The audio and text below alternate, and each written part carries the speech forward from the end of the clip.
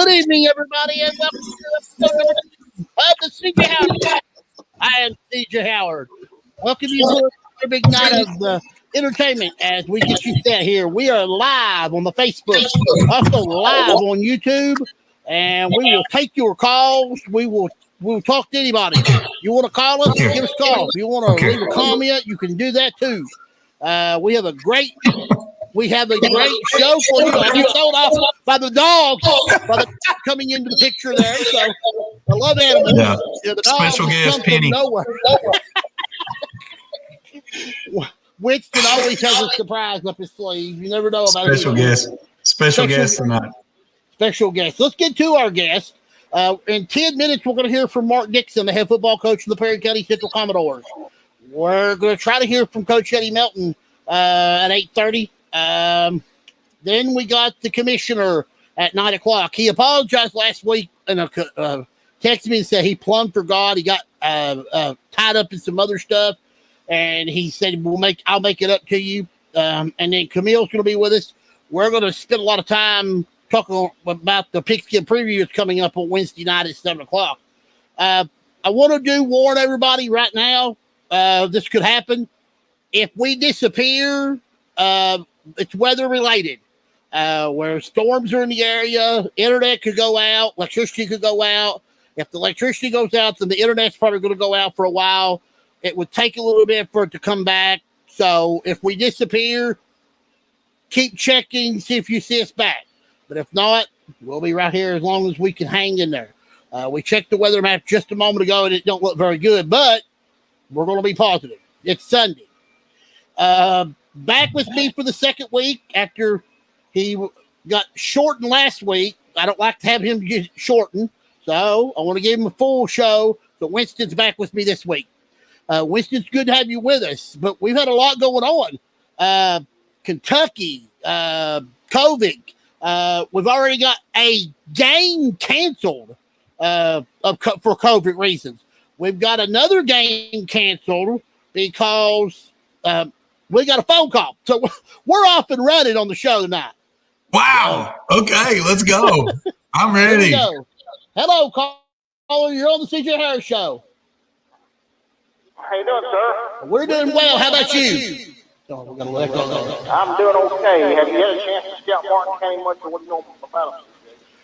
Well, no, they have a lot of kids back from last year, but they're in a tough district. You're in there with Belfry and them. It's going to be a hard take every time. Now, being at home, and the situation that Leslie County's been going through the last couple of weeks, we'll have to wait and see how the progress is going to be between now and Wednesday. And then hopefully practice will go good and everything will be fine. And then they'll get to play Friday night. Yeah, that's still up in the air. You just never know. I know. You got to have numbers in football, don't you? Yeah. Better not. Absolutely.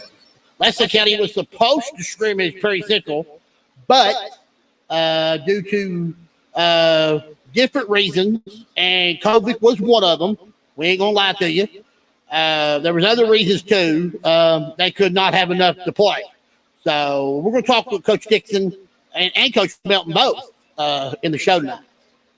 Well, okay, then I'll try to see you Friday then. All right, we'll see you right there, Ryan. All right, See you, Ryan.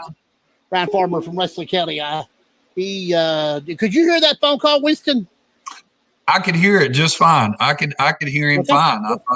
I thought that went well. Excellent. Good. I got it.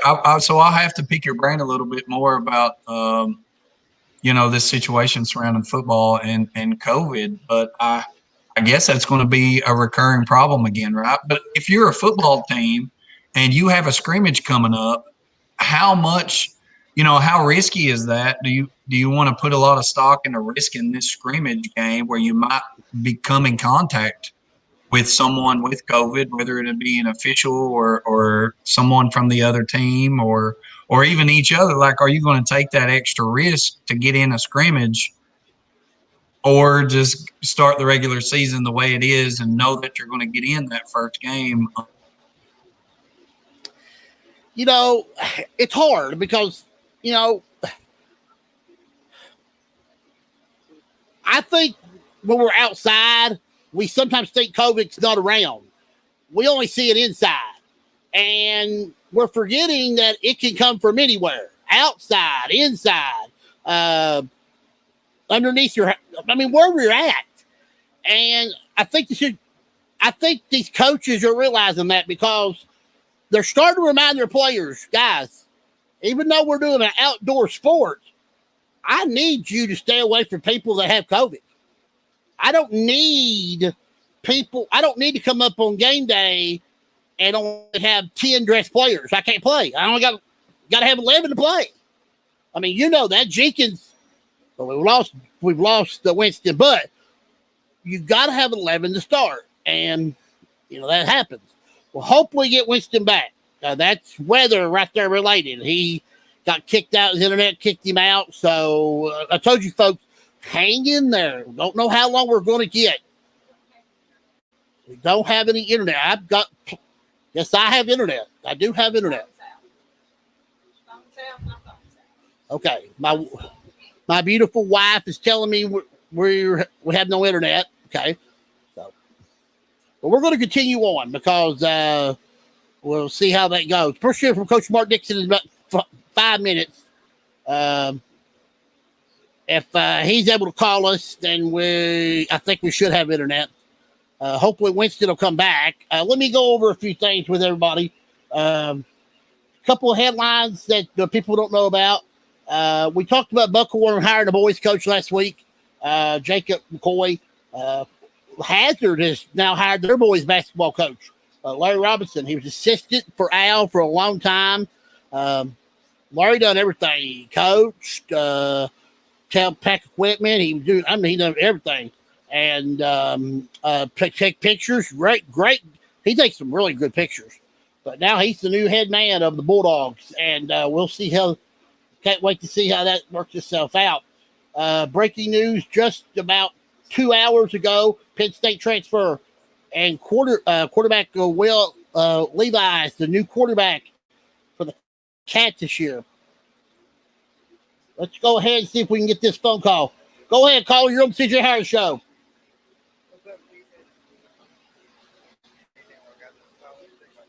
Well, I'm glad you did, Q. Appreciate you doing that. I know you guys had your first show tonight. How'd that go?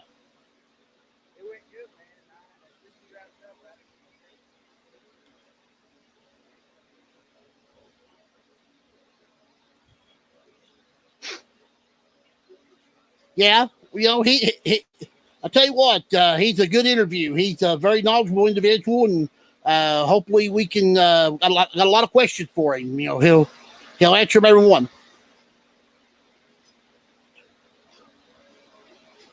Okay, I will do that. You guys, I'll share it as long as you guys want it. All right, thank you. All right, that was Q from the 13th Region Network. That's Les Dixon over there. He's a good person. He just joined them. I met him down at the 13th Region tournament, and he's a hard worker. He's going to have he's got a big career ahead of him. I want to also mention too that Wildcat Sports Talk. We've been mentioning him a little bit. Talk with Adam a little bit. There might be some things in the works. I don't know. We're going to try to put something maybe together. So I'm going to get a total to that for the future, so we'll know that well. We're going to get Winston back in here. He disappeared. I guess it was internet related. I lasted 5 minutes. I could almost. Do you see the lights flicker? The lights. Well, I got lucky here. Nothing happened. Now he's frozen. So I told folks, just bear with us. It's going to be one of those nights. Hopefully we'll hear from Coach Dixon in just a moment. We got a big show ahead of us. Winston was explaining to us that as soon as he got ready, he had the lights flickered and the internet went right out. So it's big. It's big. The weather's tough out there right now. We've got thunderstorms lined up all the way down from Perry County, Knox County, Leslie County, Knox County, Laurel County, McCreary County. They're everywhere. So be careful if you're out there, please. But like I said, here you could show up and not show up. It just depends on we go from there. We've already had 2 phone calls already, Ryan Farmer and Q. Hopefully we're going to hear from Coach Mark Dixon in just a few minutes. We've got at 8:30 Coach Eddie Melton. And I want to hear from Julian Tackett at 9 and Camille at 9:30. Wiston will get his problems figured out there. Weather's tough out there right now. And I told you the weather's going to be that way for the rest of the evening. And, he might stay in and I might pop out. He'll pop in and I'll pop back. So bear with us. Man, hopefully I get to stay around now. I don't know. I hope you do too. I can't afford to lose you. Please. So we had another caller and I missed him. Who was it? It was Q from the Les Dixon, the 13th Region Network. He was just giving us props on how he's doing a good job over here. And if we could keep the internet, Q, we would be in good shape. I just looked at the map again, and now those storms that I showed you have now spread. Now they're all over the place. So I say this weather's settled in for the night. Yeah. If I were to lose you again, I'm going to try from my phone. I think I might have better luck from my phone if this happens again. Well, anyway, we're supposed to hear from Coach Dixon. Now, he was going to call us, but with the weather, I don't know if he. We can. What time was he supposed to come 10 on? Right now. So me and you talked about. I think here's Coach Dixon right here. Here we go. Okay. Go ahead, caller. You're on the CJ Harris Show. Hey, this is Coach Dixon. Hey, Coach. What's up? What's going on? Very little. Rain, storms, weather. Well, Coach, it's good to hear from you. Earlier today, I was trying to help Coach Dixon a little bit, try to get him in front of us, but couldn't have no success. But hopefully, we'll get him on here later in the season. But I'm glad to have you on, Coach, as we head into Friday night. What's your thoughts of your team? I was looking at your roster. You have a lot of kids back, and that could spell some pretty good news for you, maybe. Yeah, we got a lot of guys coming back. They had experience last year. We felt like, the guys got better all year last year. Kind of stepped out better, got better. Kind of learned what we wanted to do in our defense and our offense. And in this summer we got to do a little 7-on-7 like everybody did. It was tough going into a new season and not getting to do that kind of stuff with a new team. But this year we have no excuses. We're going to get out there and play hard. Got a lot of guys back with experience, like I said earlier, and it's time for those guys to step up and play. The one big, you got your quarterback, Coach. He had a pretty decent season. You used 2 different quarterbacks last year, but Chance McKenzie's been a 3-year starter in and out. And he's really grown up as a quarterback. Yeah, I think so. I saw great strides in him this summer and this spring. He decided to come back for his, for another year. He was a senior last year. He decided to come back and play for us, and we're glad he did because he's an outstanding kid. He's a great leader. He took a big leadership role this summer and getting out there and working hard and showing those young kids what that's about.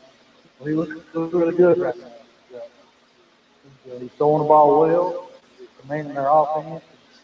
We're excited to have him. I think the big picture with your team is all your skill people are back. And I think that has to make you happy because, especially in the district you are, you know that you better bring skill every night because Clay County's got a lot of it. Letcher's got a lot of it. Johnson Central's got a lot of it. So what's your thoughts on that? Because you got to be, if you got good skill players, you'll be able to play with those teams.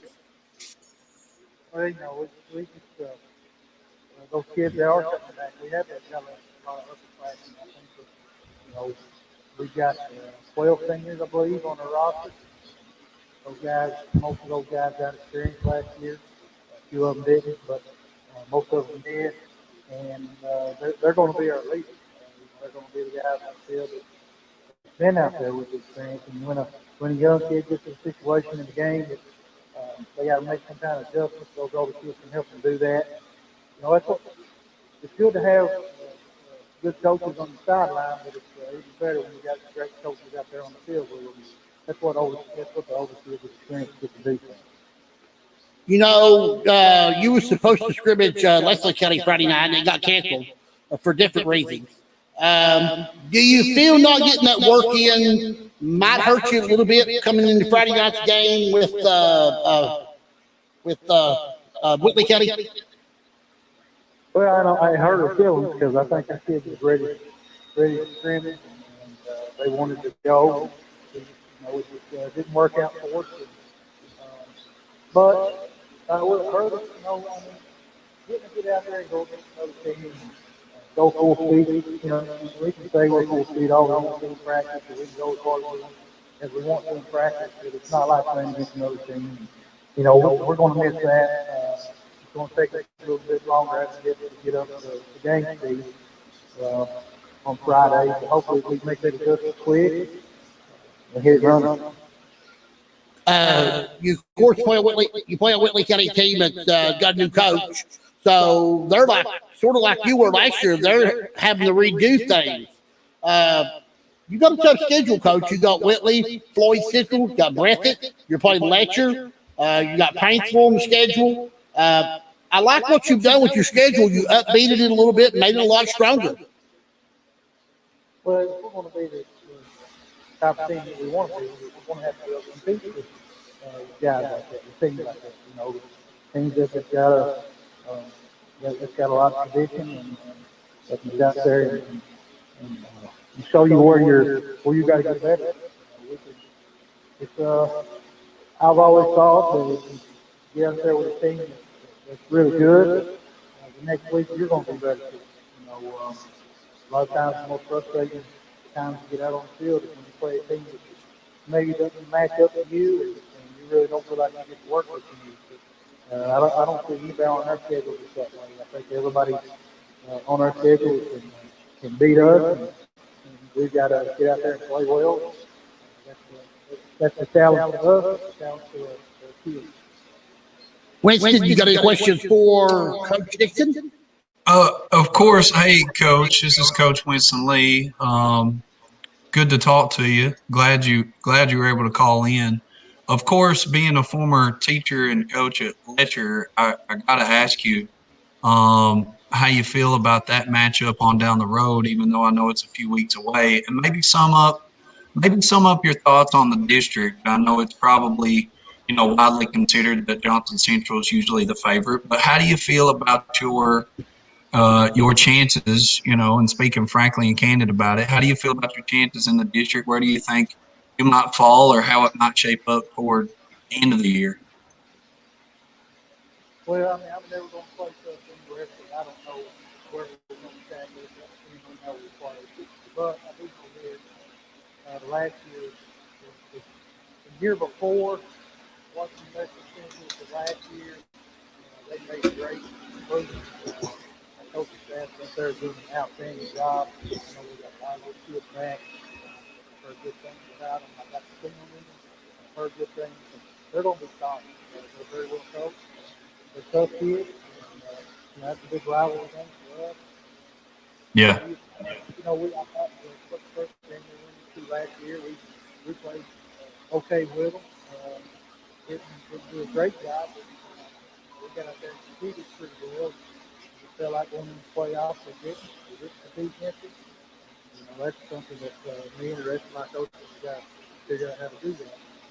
I think they're going to be really good. Of course, Johnson Central, they came to the state championship game 5 out of the last 7 years. So if we can compete with them, we feel like we can compete with anybody in the state. Right. Clay County got a good team that got a lot of kids. Dixon County the other day, and they got good kids so far around. Got good kids up front. They're going to be something to deal with. You know, Hardin County, as you know, they're sitting on this kids from over there. I don't know exactly, what they have. Hardin County is always very big. Yeah. So, we feel like we can compete and make it to the playoffs. We've got to be a good football team. And that's why we're playing this football team. So we can get better and opportunities. If you get it in there this game, we've already played good teams. We know how to handle it. Sure. That's great. We're wishing you the best of luck, Coach. Wishing you the best. Can't wait to watch the Commodores hit the field, man. It should be exciting. Kind of went out on me there. Repeat it. Do it again, Winston. Didn't hear what you said. Oh, we're just excited to watch you guys play this season, Coach. I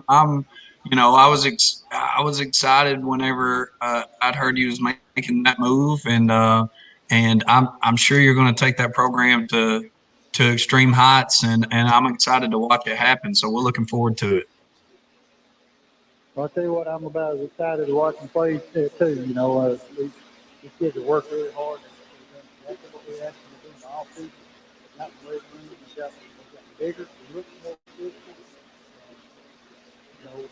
We look like we've gotten in the weight room. We've gotten in shape a little bit. So, I think that's going to play out. They've done everything we've asked them to do. Now, we got to get on that field and play the confidence. But I feel like we last over last year, season went on, I felt we got a little more confidence. We got to get up and play with them. Well, Coach, I know Friday night, 7:30, Prairie Central, Commodore Field. The Whitley County Cardinals come to town. They should be on radio. So tune it in or go watch it. I know we're going to ask Coach Mr. Tackett about can everybody start coming now, or they have to start attendance rules? But what are you guys actually doing? Are you allowing everybody to come back? Well, to be honest with you, that's the question I haven't asked. I'm trying to concentrate on getting these kids ready to play. That's the question that I hadn't asked. That's probably bad of me. I would think that we're going to have quite a few fans. So I don't know if they're going to put restrictions on that yet. I guess we'll know this week. But come out and watch. Come out and watch it. They deserve it. They deserve people to come out and see what they've done and how they work. They deserve to watch this play against the football. Well, Coach Dixon, I've always said you're one of the legends. And when it comes to a Hall of Fame in 10, 15 years, I hope your name is part of it because you're one of the top coaches in football, and I enjoy watching you and enjoy talking to you. And we'll talk to you again down the road and check your progress. I really appreciate that. Those kind words. I've had a lot of good players over the years. Great players make great coaches. So, I'm really grateful for those guys. This year's senior reunion that we had to take championship and we was part of. I love those guys. It's a big thing for us. Go back and think about all that stuff. Just wanted to throw that out there and give those guys a shout out. They're getting old like me. 10 years ago, they were playing college football, now they're not. They're getting old like the rest of them. Well, Coach, we're all getting old, so we'll just keep on plugging it and keep on going. Well, Coach, good luck to you Friday night, and we will talk to you in a couple weeks and see how things are going, and you be safe, and good luck to your Commodores. Thank you. All right, Coach Mark Dixon of the Prairie County Central Commodores as he gets set to play Whitley County on Friday night at home. 7:30 kickoff. I expect that game to be on WJMD 104.7. I expect the Hazard game to be on WSGS and the Wesley County game to be on WZQQ. So we'll find out more during this week as it comes along. But football's here. And, I'm sure that now you probably know more than I do, CJ, but I expect all of what we saw last year that happened throughout COVID, with everything being immediately streamed and available on Facebook and available at a million different outlets. I really expect that to continue, right? We would expect that to continue. I know We Elite, they're kind of headquartered out of Perry County, did a whole lot of stuff. A TBS did a whole lot of stuff, and they'll continue to do a lot of stuff. But I really expect that, NFHS made a whole lot of stuff available streaming online. So I expect all of that to sort of stay par, right? Like I really think all that will still be available. Yeah, I do. I think even some schools that didn't stream last year are probably preparing now to stream some of their games. I think so too. Especially with the situation right now with Well, basketball is easier to stream than football because those systems they bought to put in the gymnasiums, right? With the package, everybody they buy them, and those are worth the subscription to buy. So I continue. I mean, but. Get out. I mean, don't let COVID scare you. If you want to go to the game, put a mask on and go watch it. Don't let it scare you. Don't let it bother. And I will say that even when we roll into winter sports, but especially right now with fall sports, mostly outside other than volleyball, I agree. Like, put a mask on, pack you some hand sanitizer. Yeah. Sit far away from everybody, sit 6 feet away if you want to, and go to the game and support our kids, while the opportunity is there. Because as we have seen over the past year and a half, 2 years, that opportunity could be taken away. I do absolutely encourage people to go watch football. I cannot wait. I don't even know. I'm working with TBS on Friday night. I don't even know where I'm going, and it don't even matter. They can say you're going to Mars to watch, to cover a football game, and I'll be like, cool. I would say that you're probably going to see Letcher Shelby Valley. I don't know. And I would love to go see Letcher Shelby Valley. I don't know, though. I mean, because Perry's at home, right? I might be at Perry. I might be. You know what? I'll find out. Find out. I'll find out. That was good. Good talk with Coach Dixon. I really think always great to talk with Coach Dixon. He seemed like he's a real class act. Yeah. But you know what? Even though he's my brother, Dan has done a really good job with Hazard. But if it wasn't for him getting to work under Coach Dixon, I don't know if he would have been the type of coach he is now. Because Coach Dixon taught him so much about humility, being a good person on and off the field, and how to treat your kids.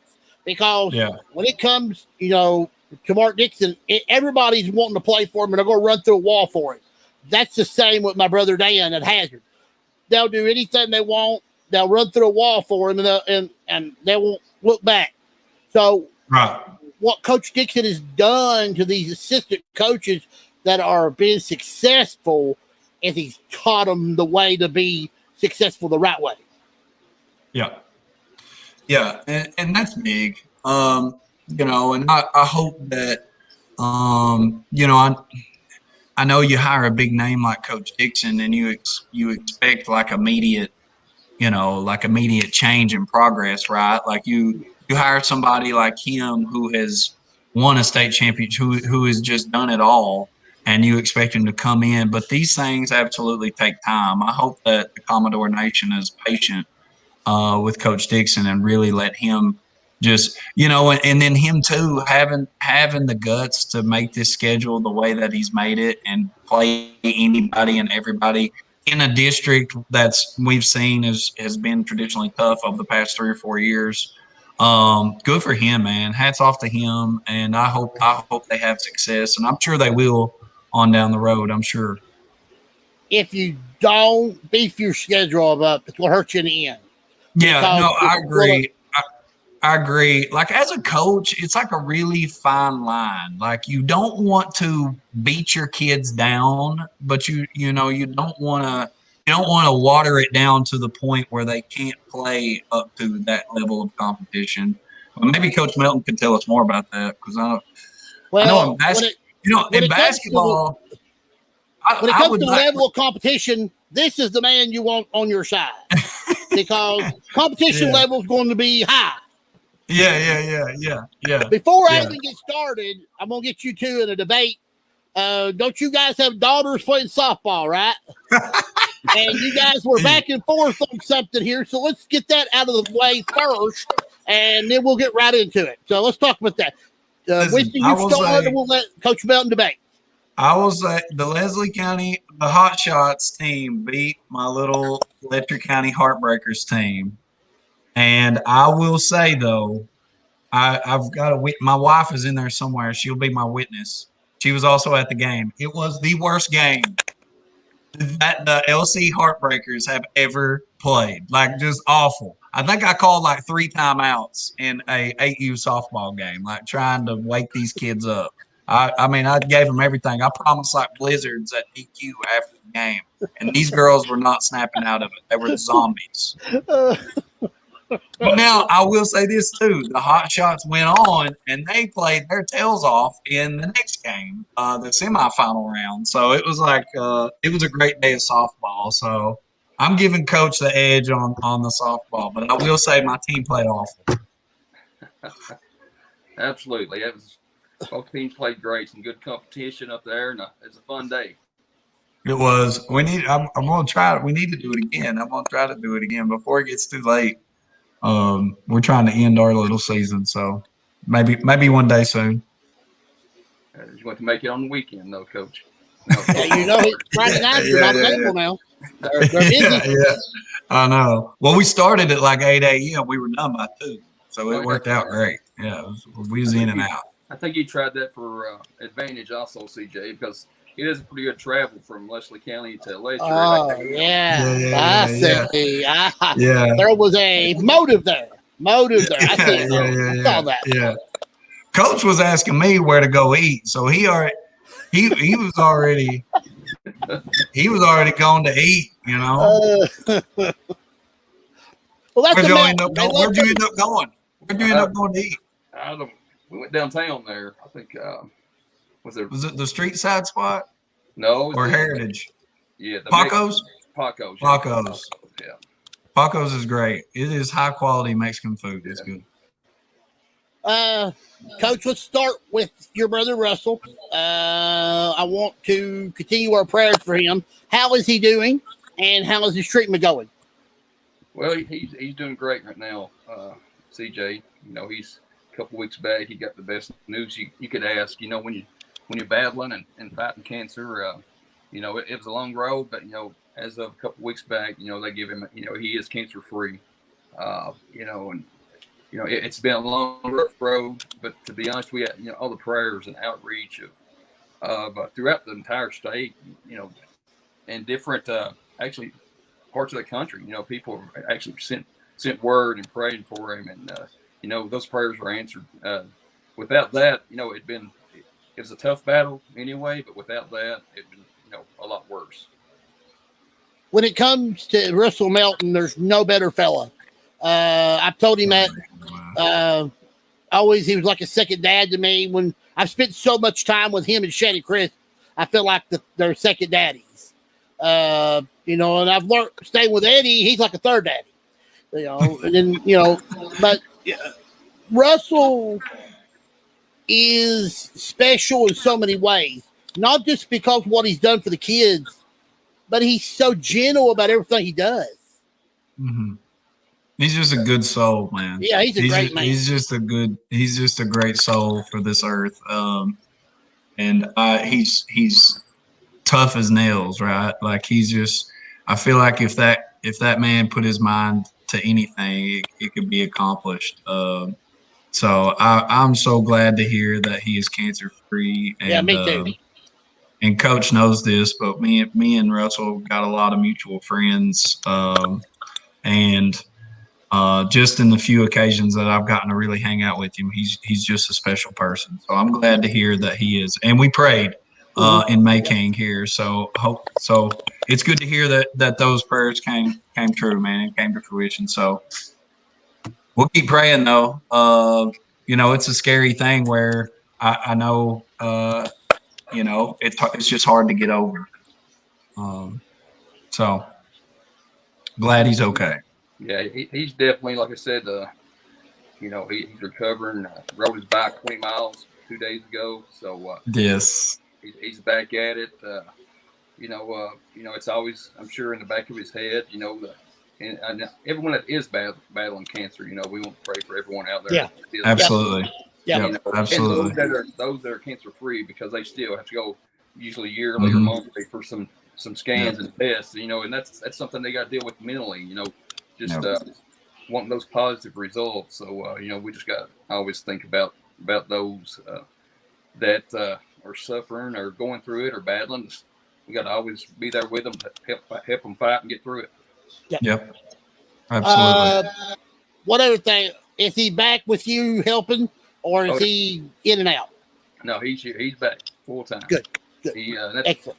And honestly, I think that's one thing that helped him. After that, taking that last radiation treatment. He's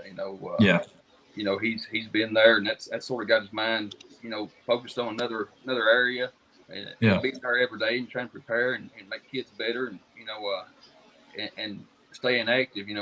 That's helps a lot mentally. Yeah. Well, Coach, let's get to your team. Let's get to the team, because I know, unfortunately, you didn't get to play Friday. A lot went into why you didn't play. We won't go over that, but we will point that hopefully everybody's healthy for Friday. What do we know right now? As of right now, we do have some kids that's on their way back. That we'll get back.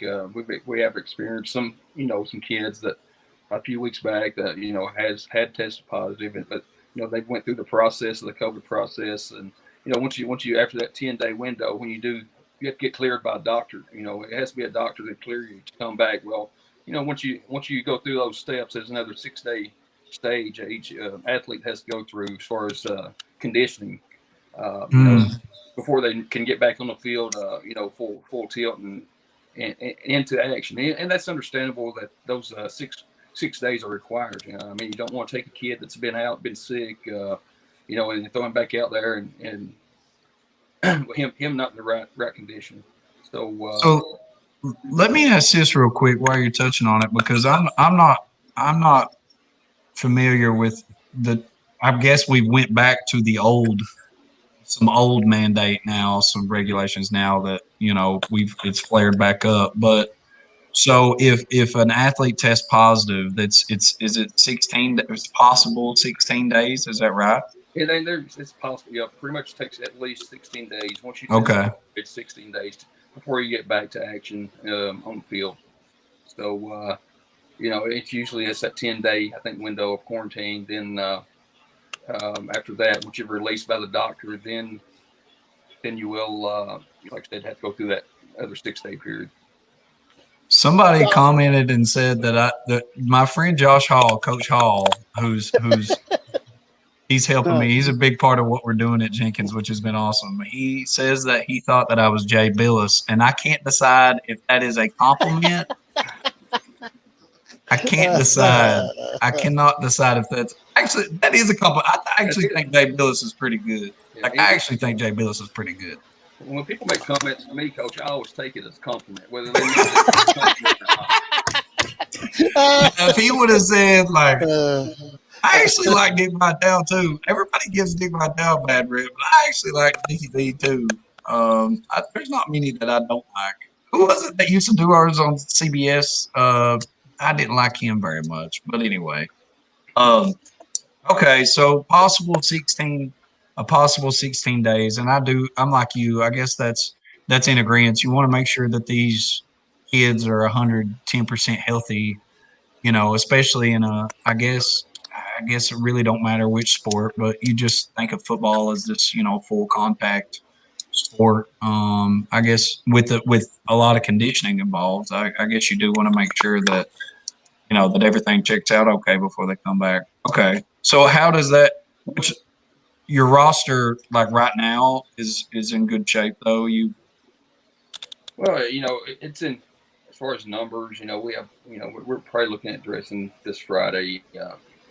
Still be able to dress 20 some kids. We still have a number of kids that are out that still have days to go as far as quarantine. We also have, unfortunately, a couple seniors out due to injury. So going into this Friday, it's going to be a battle for us. With the number of kids we do have out, possibly up to 6 starters. Whether to injury or they're still not able to come back. Right. It's okay. One person that we've not talked much about because he got hurt in the preseason last year and was going to be a very valuable part of your team was Dalton Maggart.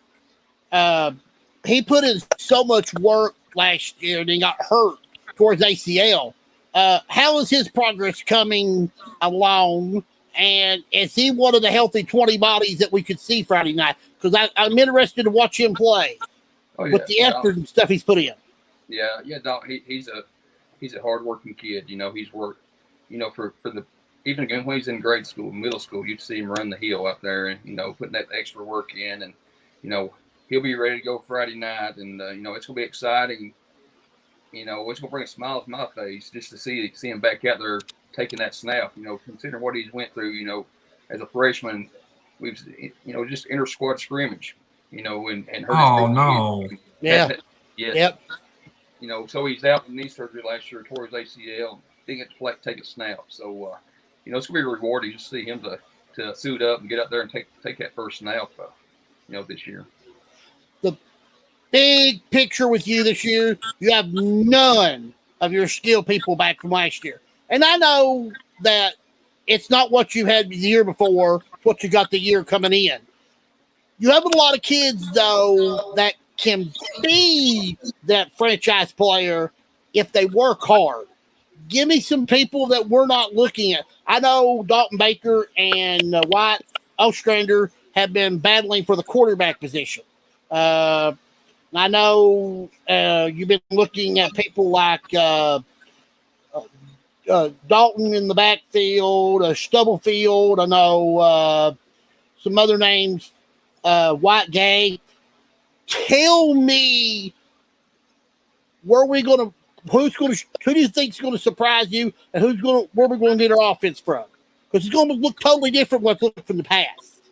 Oh yeah, it's definitely going to be a totally different look. And to be honest, we'll probably tell you after the game Friday. We'll know what's going on, who's going to be what. Because unfortunately, because of this stuff we battled, we've not had a scrimmage. A lot of teams have had 2 scrimmages, we've had 0. Your numbers in practice, so we're not being able to get that real, full speed game like look either. So, getting through the first quarter is going to be our main goal Friday night. Get through the first quarter, get them settled down after that first quarter, and then try to continue to plug away after that. Got a Martin County team that's got some experience, but they're very capable of letting. They gave some games away last year. They should have won. Talk about their team. I know that was one of their goals. They want to quit giving away games. They want to work on being consistent from quarter 1 to quarter 4. Yeah. Those Martin County, they're a physical football team. They got a big offensive line, defensive line. They're going to try to control the line of scrimmage. They're a run-oriented team. Most of the time, they're not going to pass the ball unless it's 3rd and long, or they'll be in the double wing. They'll be in the wishbone. They'll jump in some different, run-heavy formations, and they're going to run it right at you. So we're going to be physical, and that's where I feel like that. We may struggle early on up front, just getting used to that game speed, but I think we can adapt to it. I do. I think, but the first series or 2, I think it. It takes a little bit to get used to it, but after that, I think we'll be fine. Let me understand.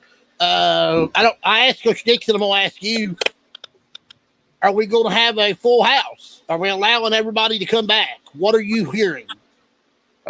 Really, like same thing Coach Dixon said. As far as myself, as the coach, we've not, been notified of anything different other than allowing, full house. Everybody's back in school now, wearing masks. So unless there's a change, I guess through KHSAA, and once they meet this week, at this point in time, we intend on, being a full house. But that's something we don't know, we don't control. As coach, we really just try to focus on coaching. But for the past 2 years, it's been hard to focus on that coaching as a head coach. Gosh, yes. It's been a oh struggle. my gosh. It's not only hard on the coach, but these kids. I mean, they work hard, put that time and effort in, and then all of a sudden, can't play this week. So it's hard mentally. But we're hoping that we can get the game in Friday and try to get some these kids on the field. Oh, I'm pumped. I can't wait. I'm excited. I mean, regardless how we play, I'm excited just to see you get on the field because those kids, those 20 kids that you do have, they're going to give you good effort because they're putting on that uniform and some of them probably wouldn't get a chance. Now they're getting a chance, so they need to take advantage of it. Yeah, and especially these seniors. They only didn't get to play for a full year last year. Now they're back their senior year. And as well myself, I was anticipating and just hoping and praying for a normal season. Right. And I was hoping they can get back to normal this year. But now, they're battling that again, so it has to be tough mentally on them. But we got to. All we can control as a coach and as a team is the opportunities we have to work to get better. And we got to do our best, to get better and get prepared and have fun doing it, make it enjoyable. But at the same time, accomplishing what we need to do to improve as a football team. Winston, any questions? Yeah. So I want to know what this was like in talking about the COVID situation. Now, is this what happened last year? I'm just trying to, but you guys got to advance, right? Because of COVID situation. What was that experience like? I mean, tell us just a little bit. I'm interested myself. Like what was that experience like at the end of last year? It was crazy. It's crazy, right? It is absolutely until the ball is kicked off. You're anticipating, hey, this game may not happen. Something could come up. Something could flare up. It's crazy. Going into the playoffs, first round of the playoffs, you're ready to prepare for a tough Middlesboro team, and then you get that phone call and say, well, they're having the forfeit, so you're moving on to the second round. It's crazy. I mean, do you celebrate? I don't know how you even take that news. It's so crazy. Yeah, I mean it's like you just sit there and shock. You want to play those games. You want to play them, right? You'd rather play. Like I just rather play it. So it's just so crazy. I just thought in thinking about just last year and looking forward to watching you guys this year. But of course, I am in the mindset of CJ. I'm just excited to watch football again, and I'm excited that hopefully it's somewhat normal and things go well. I don't know. Maybe mention one more skill player that we can sort of look forward to on your team. Somebody that maybe not so much last year, but this year. Other than Dalton, who we already mentioned, but and then two, I want to hear what you think about the district and how it stacks up. It's always always like to hear how coaches feel about their chances in the district, and so tell us a little bit about the district. As far as the district goes, I feel like if I'm sitting there, talking about the district, I'd say Breathitt County for now has the nod going into the season. But we still have have Middlesboro, which is a solid football team every year in and out. It's a tough game. You got Morgan that's improving, but also you got Knott County that's really, I think they're improving, right? Yeah, a really improved team. They got some new guys out last year in the skill positions. First receiver, they was able to get in I think another quarterback this year. It's now over there at Knott County, and a couple other players pulled in. So from what I'm understanding, they got a lot of skill and they're looking solid. So I look for them probably to be based on last year's district. I look for them to be the most improved. going into the end of the season. Ourselves, we feel like, once we can get wheels rolling here, that get everybody back and healthy, we feel like we can compete with anybody. And that's we're going to go out every Friday night and battle from start to finish. And got a great group of kids that have really poured their heart and soul into the weight room. They get along. I mean, it's a family-oriented group that I have. So I'm extremely pleased to coach this group and look forward to seeing what improvements we can make from the first game to the last game. One other thing, you was talking about district play. I was talking to my good friend Adam. He went to the Middlesboro scrimmage the other night against Paintsville. Middlesboro wore out Paintsville. I mean, they was telling me that they've got a couple of nice running back kids that they've never seen before. And Middlesboro's been the one team, if you want to get a home playoff, because I'm not saying that Breathitt County, they're not beatable, but if you don't beat them, then you have to beat Middlesboro or Morgan to get that home playoff game. So what you're thinking about Middlesboro putting a whipping on Paintsville to scrimmage? That doesn't really surprise me a whole lot. I mean, because Middlesboro always has some athletes over there. I mean, every year they have a dominant back that's got some speed and is very athletic. I know they had a freshman last year come in and played some at quarterback at times. It was, they'd run him and they get him on the edge. He's very athletic and it's probably the kid that when we battled them over there in Middlesboro that at the end of the game when they scored to beat us in the fourth quarter, he's one of the kids that was involved in making those plays. So, and a very young kid and very talented. So I expected them to be very good with this year. Well, Coach, it's here Friday night, 5-6 days. We can't wait. I just got news, DJ. Okay. News. I'm actually doing the pregame for Leslie County, Martin County on Friday night with TVS. So you will be. I won't be at the game, but I'll be I'll be at the studio covering the game remotely. So, Coach, I'm in your corner, man. I'm wishing you the best. I'm always in your corner, but I'm wishing you the best, man. I'm excited. I get to watch it. Yeah, awesome. That's awesome. Yep. It'll be a lot of fun. Friday night. We want you to be there. 7:30 kickoff. Eagle Field. It's going to be a fun atmosphere. It's going to be great to see everybody. It's going to have a fun time. Voice of the Eagles is going to be on the PA, rolling it out, getting everybody pumped. The one and only. It's going to be. We'll get everybody jacked up. We're going to have us a good time there Friday night, Coach. And I want to thank you for coming on. I want you to continue to tell Russ. I'll tell him when I see him on Friday that we're praying for him every step of the way. And I will see you Friday. And good luck with the Eagles. Thank you, guys. Appreciate you. Good luck, Coach. Thanks. Good seeing you. Coach Eddie Melton of the Leslie County Eagles. They get set to play Martin County on Friday night. That's a great guy right there, Winston. He's the best. You can't beat Coach Eddie Melton. Listen, I have one funny story, and I'm sad that I didn't get to mention it to him, but I hope he's still watching. But he might be. One of the first times that I ever met Coach Melton, I DJ a lot on the side, and one of the events that I always DJ'd was the Leslie County prom, right? I had good friends over there. I always thought of Leslie County as like sister county to Letcher County. We were just one and the same. And so me and my wife go over there, and I'm setting up for this prom, right? And if anybody that's ever been around me and my wife just setting up for prom, we give each other a hard time, right? Like she's, you know how this is, CJ, right? You're married. Like, you know how this is.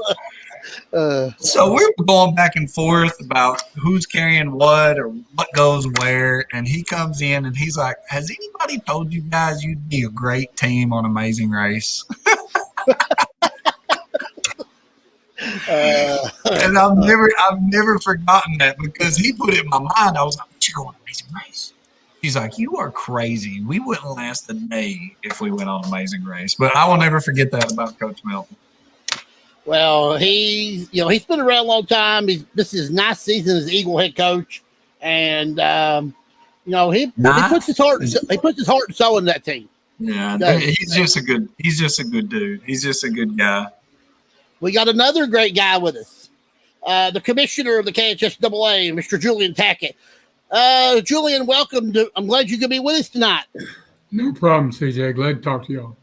Always. We always love to talk to you. You've got a lot going on. I guess the first thing I'm going to get out of the way. Don't pull no punches, CJ.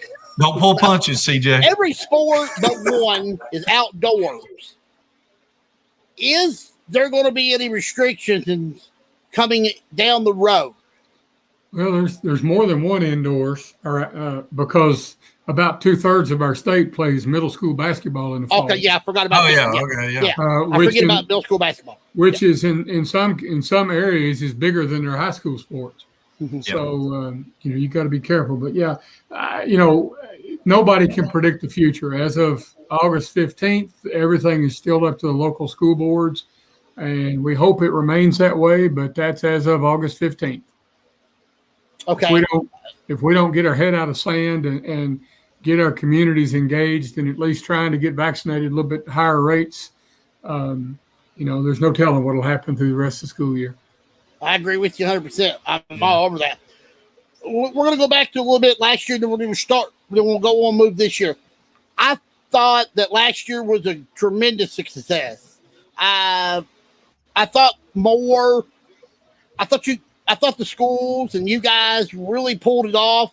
And I don't know, a lot of people gave you guys a lot of credit because at times it looked a little gloomy, but you were able all to pull together and able to keep it going. Tell me how that happened, because there was so many people that it took to keep everything going, and things seem to be rolling pretty good. Well, obviously it's a 24/7 project for us if it's going to work, and we kept that in mind the whole time. And then just our local school people, we have to coordinate it, we have to lead it. Sometimes that was in the face of people at different levels that didn't want us playing because they were too worried about things. But we just decided we thought we knew what was best for the students, for their physical and mental and psychological well-being. They needed to play. They needed to get back to something that looked more normal, and we did not need another shutdown like we had in the spring of 20. So, I gave up a long time ago really caring what a bunch of screaming adults think. I guess that's one of the advantages of having been a college basketball and football official for about 25 years. You learn just to tune them out. Yeah. And that was really necessary last year. But we got a lot of help from schools, got a lot of support from schools, got some pushback from schools. But I think in the end, we were able to do something that not a lot of states were able to do, and that was pretty much play all of our seasons during their right season. And a lot of people didn't get to do that. Man, it was so weird for Virginia, like playing football in the spring, right? That was so weird. It just felt so weird. And to be honest with you, we're going to be years knowing the impact of that, because what we still don't have good studies on, and we will have now, is the recovery time for kids after a season. Sport to sport, It's a little different when you're just going from spring practice where you don't even have everybody there in most cases. I always said when it started that spring football in a lot of cases was just football practice for guys like me that didn't necessarily play a whole bunch of other things, play a little baseball, but most of the time your better football athletes are also the shortstop on your baseball team, and they're also on your track team. So, but in Virginia and what some other states that tried to play in the spring, they had a full season in the spring, or what was full. I mean, they had to do the conditioning and everything all together. Then they had to send their equipment off to get it reconditioned for this season. Then they had to do all the other things in an off season that ended up lasting about, 6 weeks. So I don't know how I'm glad we were able to do it during the right time. Yeah, I guess is it a fair? I don't know. I just, in retrospect, is there anything looking? I don't want to put you on the spot, but is there just anything that stands out in your mind in retrospect as you would change about last year, or do you think it was just as good as it possibly could have been? I think it's a lot like when you look back in your life when you get older and you think, man, when I was 18, I would have done this different. That's not That's not really a fair thing to say, because at the time you were 18, you only had the data in hand. So, at the time last summer, everybody, I made you never experienced it before. You never experienced it before. No. We had nobody around to lean on. We couldn't say, how do you govern during a pandemic? How do you, because nobody had done it. Right. And I just made the decision early on that we were going for broke and we were going to try to do it. I had our board support on that. So, and I shared that with every government leader that talked to me. So we were pretty consistent with that message, and we were able to do it. Looking back, maybe we were a little restrictive on attendance. Maybe we weren't. Maybe our schools could have bought into vaccines this spring a little sooner. But once they made them available for 12 and up, we really don't have a lot of excuses. Now it's just a matter of just whining. And I'll use that word because the rest of the words will get bleeped on the radio. Well, I don't have a bleep here. A lot goes here. You can do it, say whatever you want. I don't have a bleep button, but I wouldn't bleep you anyway because you're the commissioner. It is funny how it's devolved every time either side gets. And I was on the JV game earlier with Les, and and I told him I was going to tell you that. I suspect he'll come back at you though. He's going to tell you that in baseball. Wait. Yep. Yeah, in baseball they play the freshman game last. He was going to tell me that he was going to tell you that. So, if we would just get everybody's just looking for the slightest excuse to validate their opinion. And if we just look at the science, I wasn't a science guy, natural science guy. I mean, that just wasn't my thing. So I respect those people that are. And if somebody wants to come on, talk to me and say they're an epidemiologist and they've studied viruses and they feel like it's a different way, I'm fine with that. But all the people I know that have studied them are pretty confident that right now the tool we've got is vaccines. And right now, what I'm worried about the most and looking forward is quarantines, eliminating seasons at the wrong time. And that's so preventable because they've got this carrot hanging out there that says if you've been vaccinated, you don't have to quarantine. And, it's just I don't know. I just hate to see us miss that opportunity. Everybody's got to make their individual choice. I'm not for any kind of statewide sports mandate. I saw that they did that in Hawaii, and I'm, I can't imagine the 5 minutes that would last here. They mandated the vaccine. The vaccine. You had to get the vaccine to play. That's correct. And that's not even being considered here. Oh, so, absolutely. Yeah. Everybody needs to make their own choice, but I say this, and then I want to get back to whatever y'all want to ask, but yes, we all have, it's kind of like we tell young people that are trying to be recruited now about freedom of speech. We're blessed to live in a country that has the ultimate freedom of speech, but you're not free from the consequences of what you say. Yes. And if you say the wrong thing at the wrong time, you can lose a scholarship offer. You put something on your Twitter feed that's not good. Well, that's the same thing here. I mean, everybody's blessed with choice, but your choice will have a consequence down the road. And boy, I hate to think of a week 11 football game where all of a sudden we got playoff brackets lined up and somebody's got to come say, guess what? We're out. Yeah. When we didn't have that tool in our toolbox a year ago, we have it now. So, I agree 1,000%. It was so much. It's different when the vaccine isn't there, right? I mean, your hands are tied, but now, I mean, now you ultimately got that choice. And I know we've got people with medical waivers and things like that. I get that. I'm not, but for those that can, it really other than you just can't tell me what to do. That seems to be the only argument you hear. Yeah. And I just hate to see that get in the way of what we proved, unfortunately, in the spring of 2020 is so valuable to these young kids. Yep. I agree. I was at both the football state championships and the state basketball boys tournament. And, I'm hoping things ain't going to be like that this coming year because both events I loved both events. And especially football. First time I'd ever been to the football championships. But, do you think it'll get better? Do you believe it'll get better?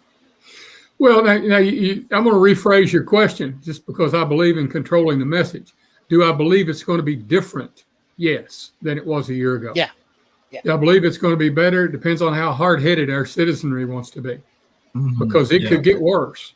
And in some areas of the country, I'm watching what's going on in Louisiana. I'm supposed to be in a meeting in Louisiana in a month, and I'm watching every single detail that comes out of there. And it's not getting any better there because they are continuing to argue among themselves.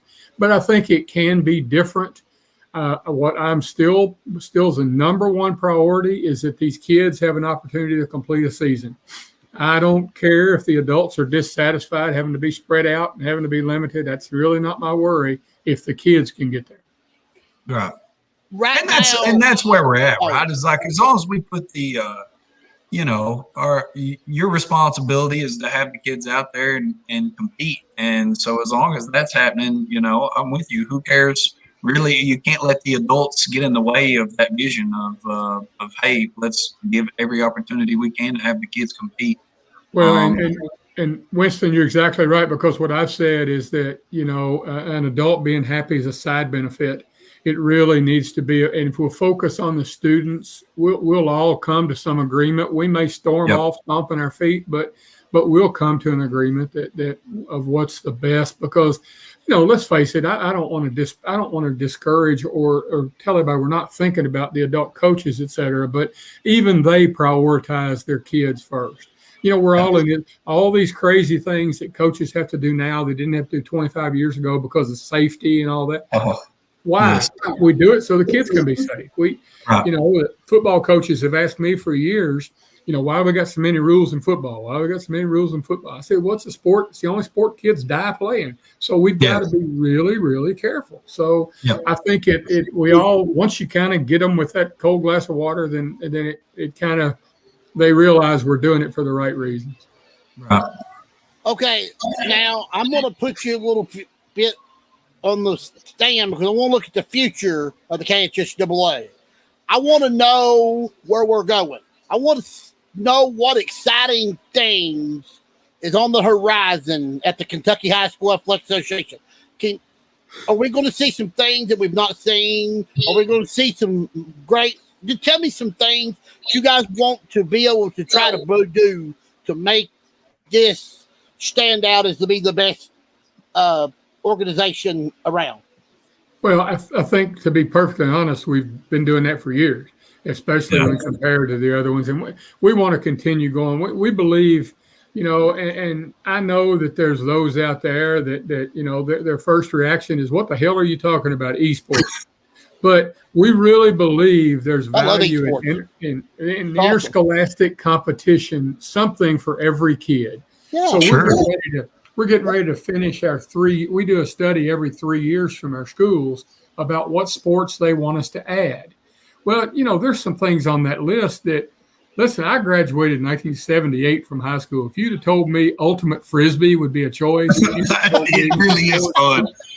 I mean, I've done them all. I mean, I get it, but these kids, just in the last 10 years since we've come on and we've took bass fishing and archery and some of these other things, you see kids walking the hallway with that leather jacket on or with walking this. And I know there's the 45-year-old alumni going, that's a bunch of crap. That's fine. But that don't let them stand there by the fence and talk about that all night long, because they're going to be judging. They're going to be judging every play the quarterback, the coach calls anyway. So we might as well just let them judge everything. We believe that we are, and in your area of the state, what we fight and what I'm getting ready to say. We are the number one dropout prevention program in high school today, is athletics, being involved. So if we can get every kid involved in something and get that dropout rate down and get those people finishing school, then we've done it. And so if that means adding lacrosse, or if that means seeing what else our schools want to do, or expanding these other opportunities, then that's what we'll continue to look to do. I've had a career-long just crusade against, that's why we've always done it. Can't stand it. If I ask a staff member a question, they know they know the reaction they're going to get. If I ask them, okay, what are you planning on this? And they say, well, we're going to do it like always done it. Yeah. something in the room is going to be airborne and aimed toward them, because you have to learn. You have to learn from everything you do. Every single day, you should personally and professionally grow. And that means you analyze everything. So I think you're going to see some new things, and we're going to continue to see those participation numbers keep going up. I know a lot of people have mentioned how I think I might have asked you when you were on the show last time about how the district tournament has not as strong as it used to be, but something that you still got to have. Has basketball ever thought about maybe going to having one tournament? I think it depends on where you are, and I assume you're talking about just having a region instead of districts. Yeah. Everybody, and part of that's evolution. You know, there was a time we had 550 schools, and the district tournament took a week and a half. I mean, that it's just, and unfortunately, in the area of the state that you're originating from, you know, our data this week is not very good news, because it's indicative of what's going on. The population in 3/4 of our state continues to decline, while the population in 3 areas keeps growing. So, you know, you're going to have to look at creative things, but at the same time, take basketball, for example. You know, it's really nice to talk about, well, let's just have a bigger tournament, you know, and now let's start adding what that would mean. That would mean more travel and further distances in the tail end of winter when the weather's not always so good. You know, is that really feasible, and how does that work? I think we had the 15th region try to experiment with that a few years ago, and we gave them permission. We said, go ahead and give it a try. Let's just have, you know, the bigger districts and only bring 2 districts, or you can just have one region if you want to.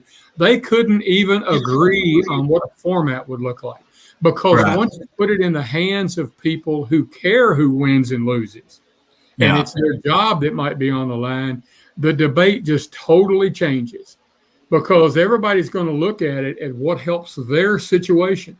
And that's what's happened every time. That's why, you know, I love our coaches. Some of the finest people in America are our high school coaches. I agree. 100%. But when we start getting into discussion about football classes or about who's in what district, they cannot be objective. And I don't blame them.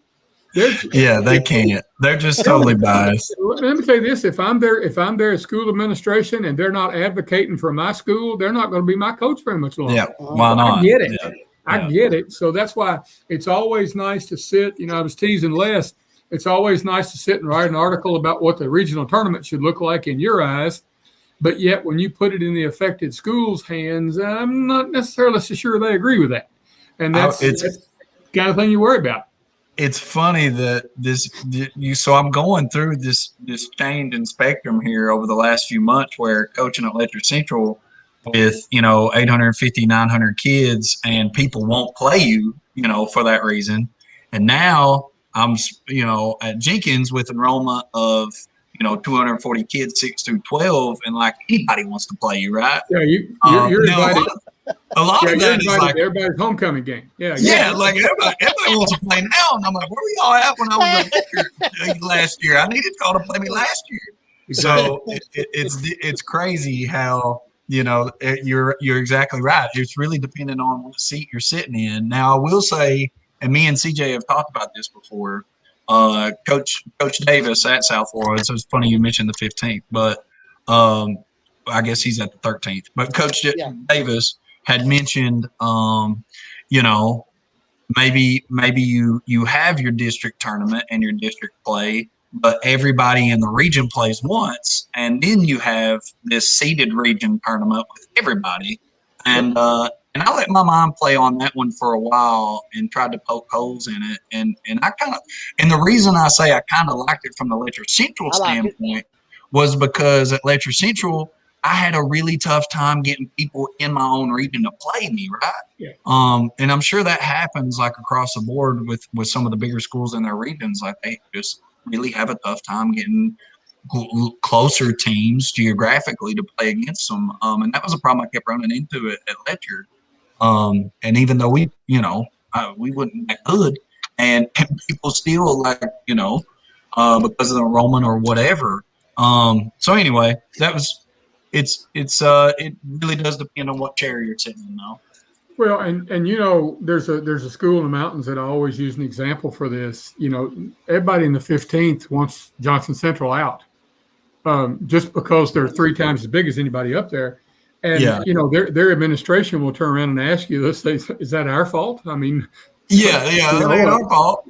We're at the crossroads of highways and everything else. Well, you take in consideration those, you know, basketball teams like Pikeville and Hazard who have small enrollments that are still able to get the job done. You know, it becomes a really different argument, right? Well, and you know, you've always had something, and you're there in an independent district now, but you've always had something that people, it's funny, back in the early 2000s, everybody was complaining about the private schools, and then they started remembering that it's the independents that really have the advantage because they have such a core group of supporters. They have whatever they need. If there's the latest strength training, if there's the latest equipment they can get, they can find that person. I can remember the former banker in Hazard telling me that as long as he had a bank open, Hazard High would have anything they needed. And that happens.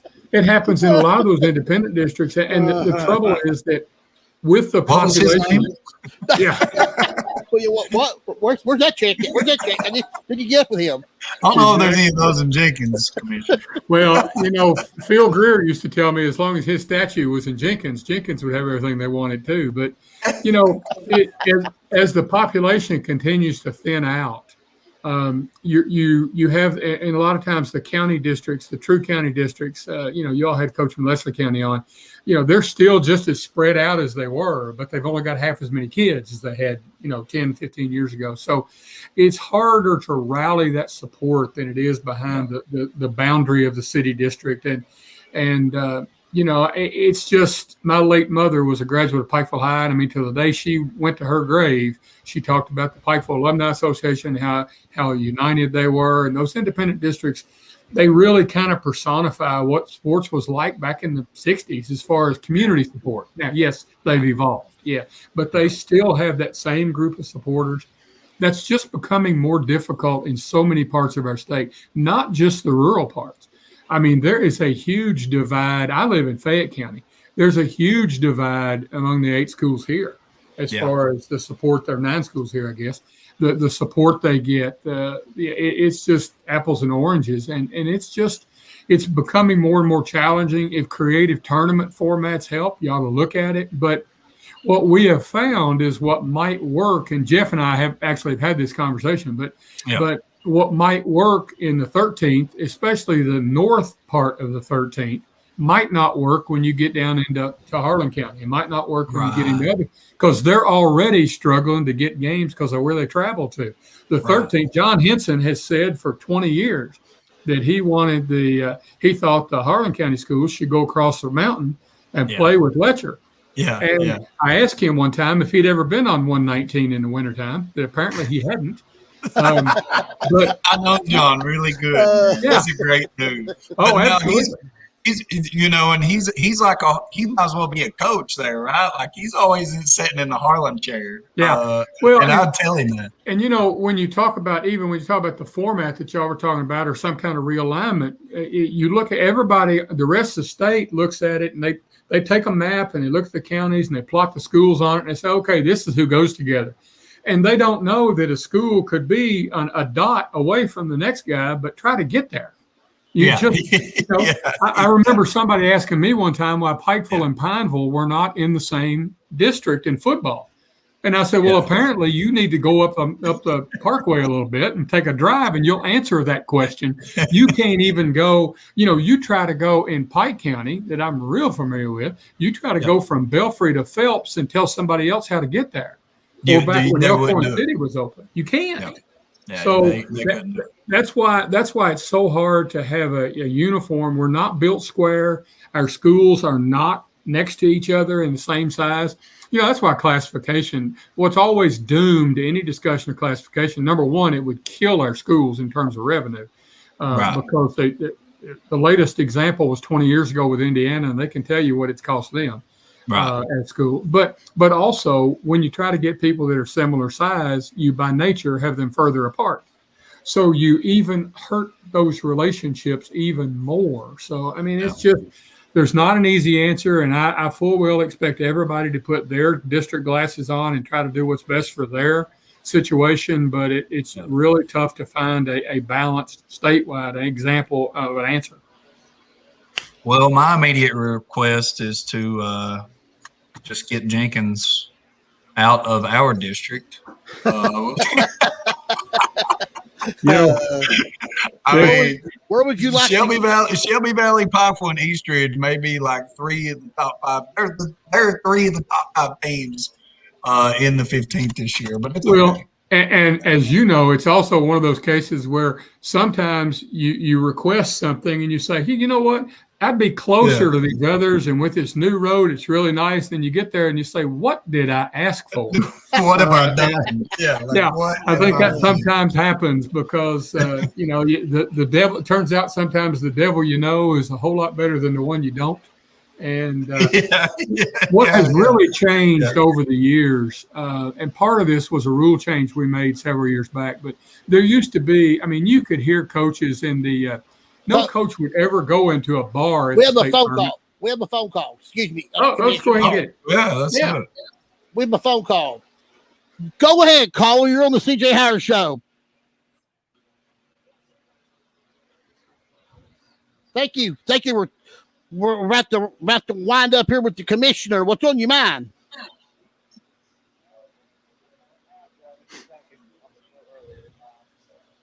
Commissioner, if you can hear me, how does COVID play an effect when these regions have their tournament? How do you have to do with the end of the year tournament? Make sure that all the athletes that are safe, make sure they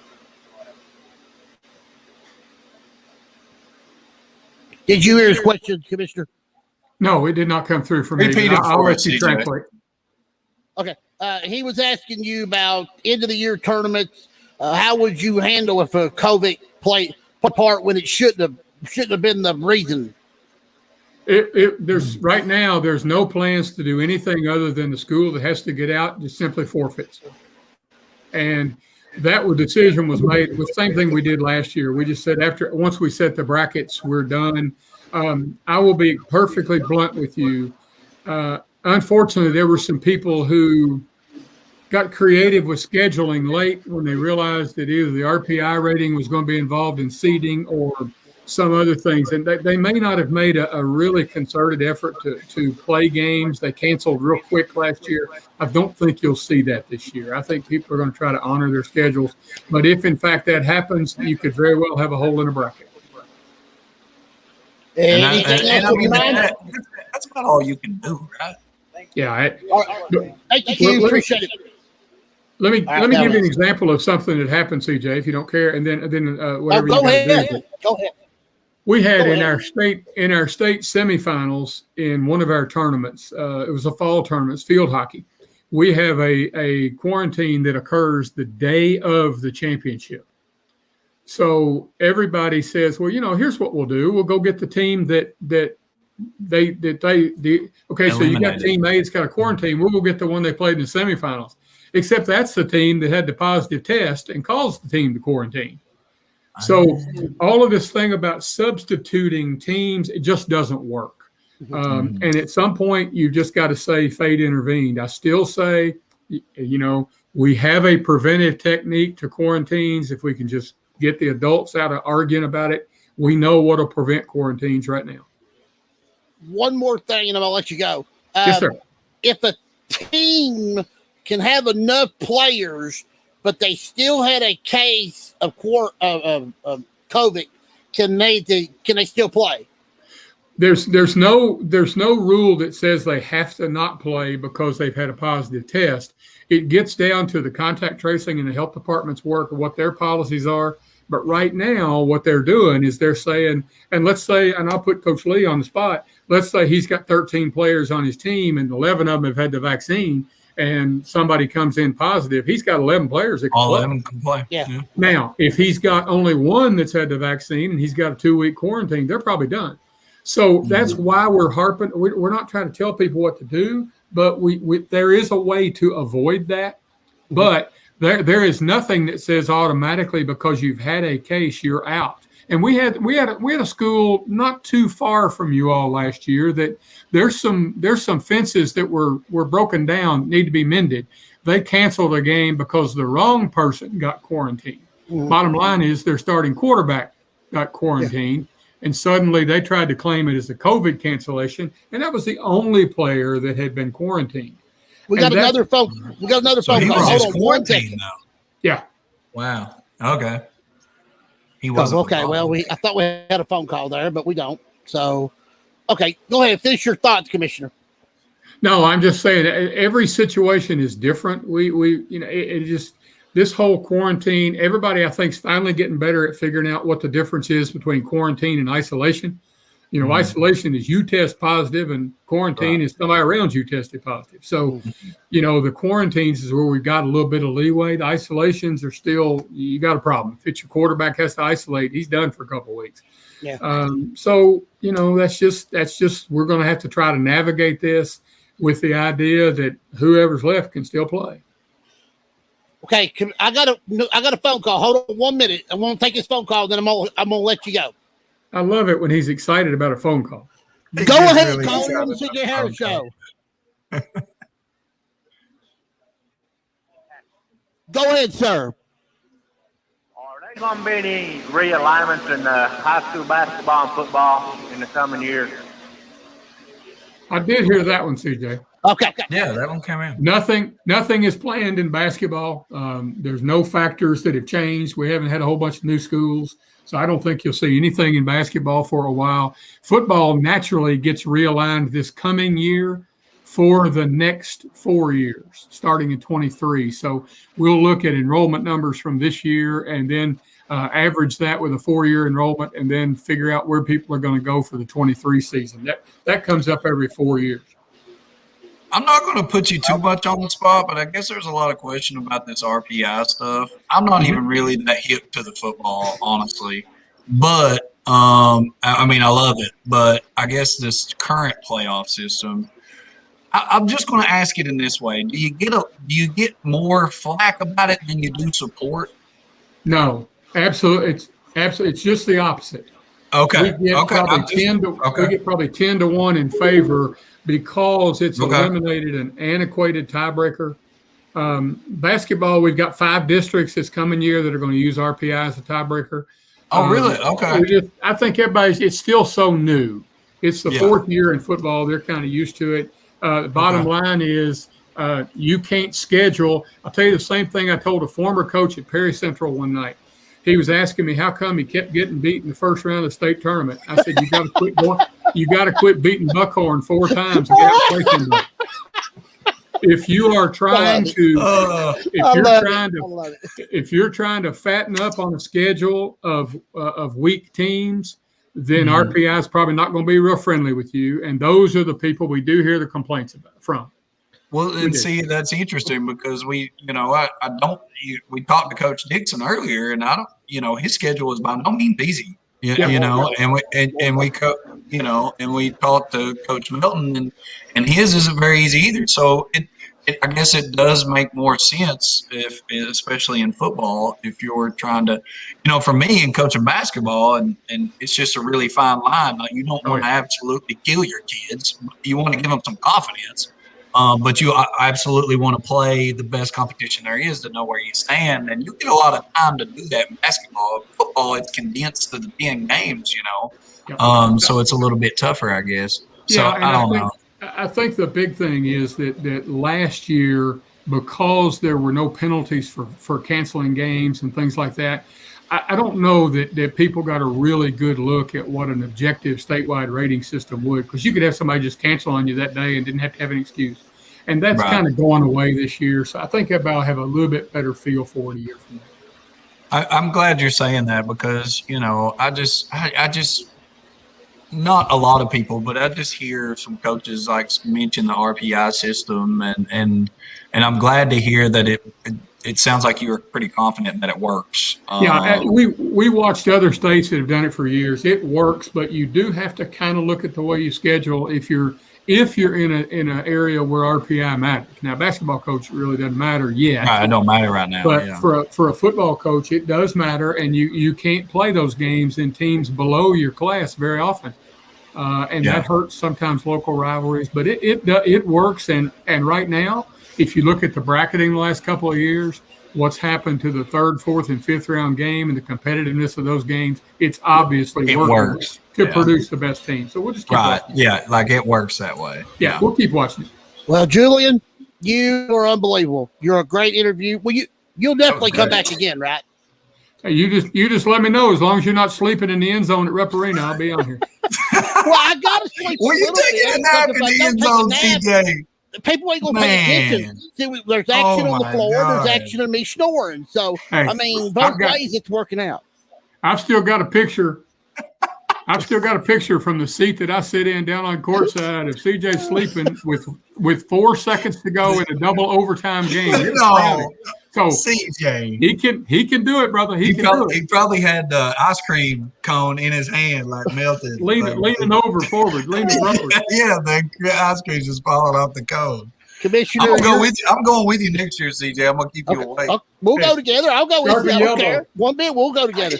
Commissioner, you're the best. You're just a good guy, and continue doing great things there at the KHSAA, and we'll see you down the road. I appreciate you guys. Take care. Appreciate you, Julian. Appreciate it. That well, amazing. He's a wild man. I love interviewing him because listen, you just don't know what you're going to get with him because I love the way he just tells you. He just simply tells you about it. Yep. I mean, the person we got in this other box right down here, she'll tell you about it. Okay, she will simply just tell you about it. I mean, he really just didn't care to just say it. Like, and I guess if you're the commissioner, like you think about it, if you're in that position that he's in, it's like you said, it's just the way you have to be, right? You can't, you can't just play around. You can't piddle pat around, and beat around the bush when it comes to making these decisions that affect so many lives all the time, every day. So, and that's why his approval rate's been very high. I mean, he's probably one of the highest approval rates as commissioner.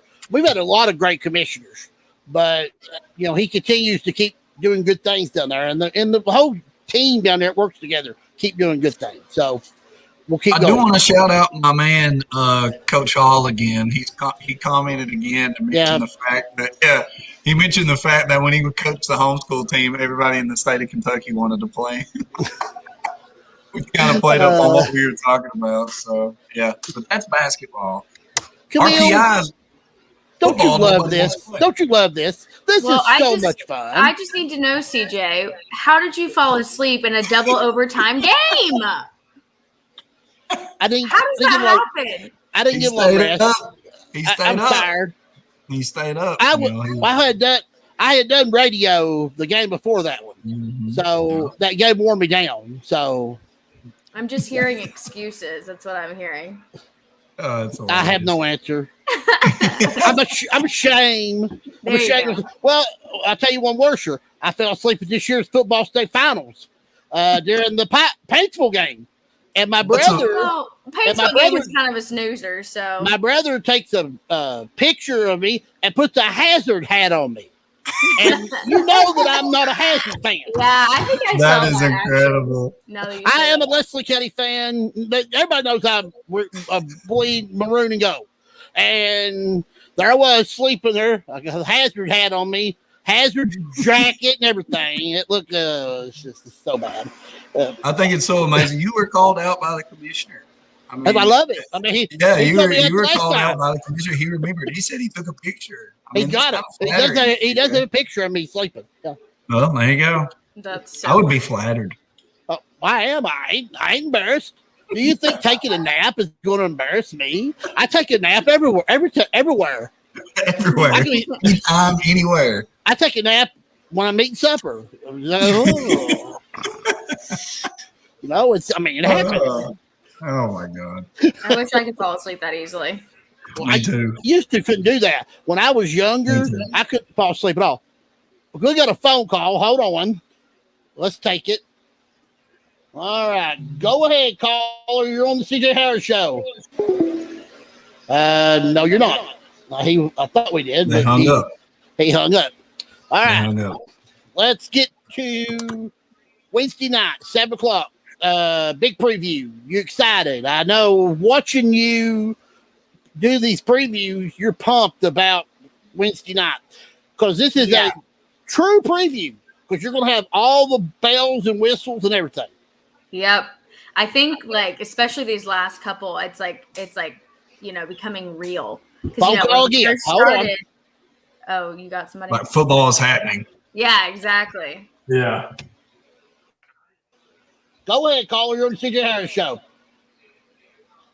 Hey, did I lose you that time, CJ? Well, you're back with us, Johnny. Go ahead. Hey, Camille's going to have to get a picture of you at the 13th region this year sleeping with that ice cream cone in your hand.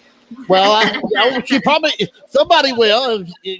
Now that I'm on press row, I don't fall asleep as much. I don't think I've ever fell asleep down there on press row. I know you ain't.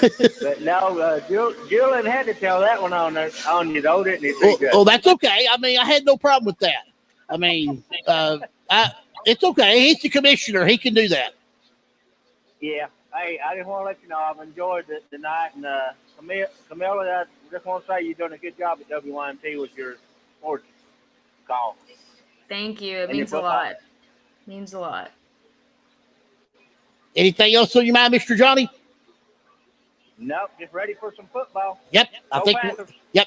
Okay, well, see you later. See you, brother. All right, bye. Johnny Gray, he's Mr. Panther. Everybody knows him as Mr. Panther if you're in Knox County. But pumped about Wednesday night. I know after you do your show, I'm going to do my picks, my small rankings and pick show after you're done, because I'm going to give your top 10 on my show. So, but this feels more normal, don't it? Because you get to do a lot more, have a lot more fun with this than you did last year.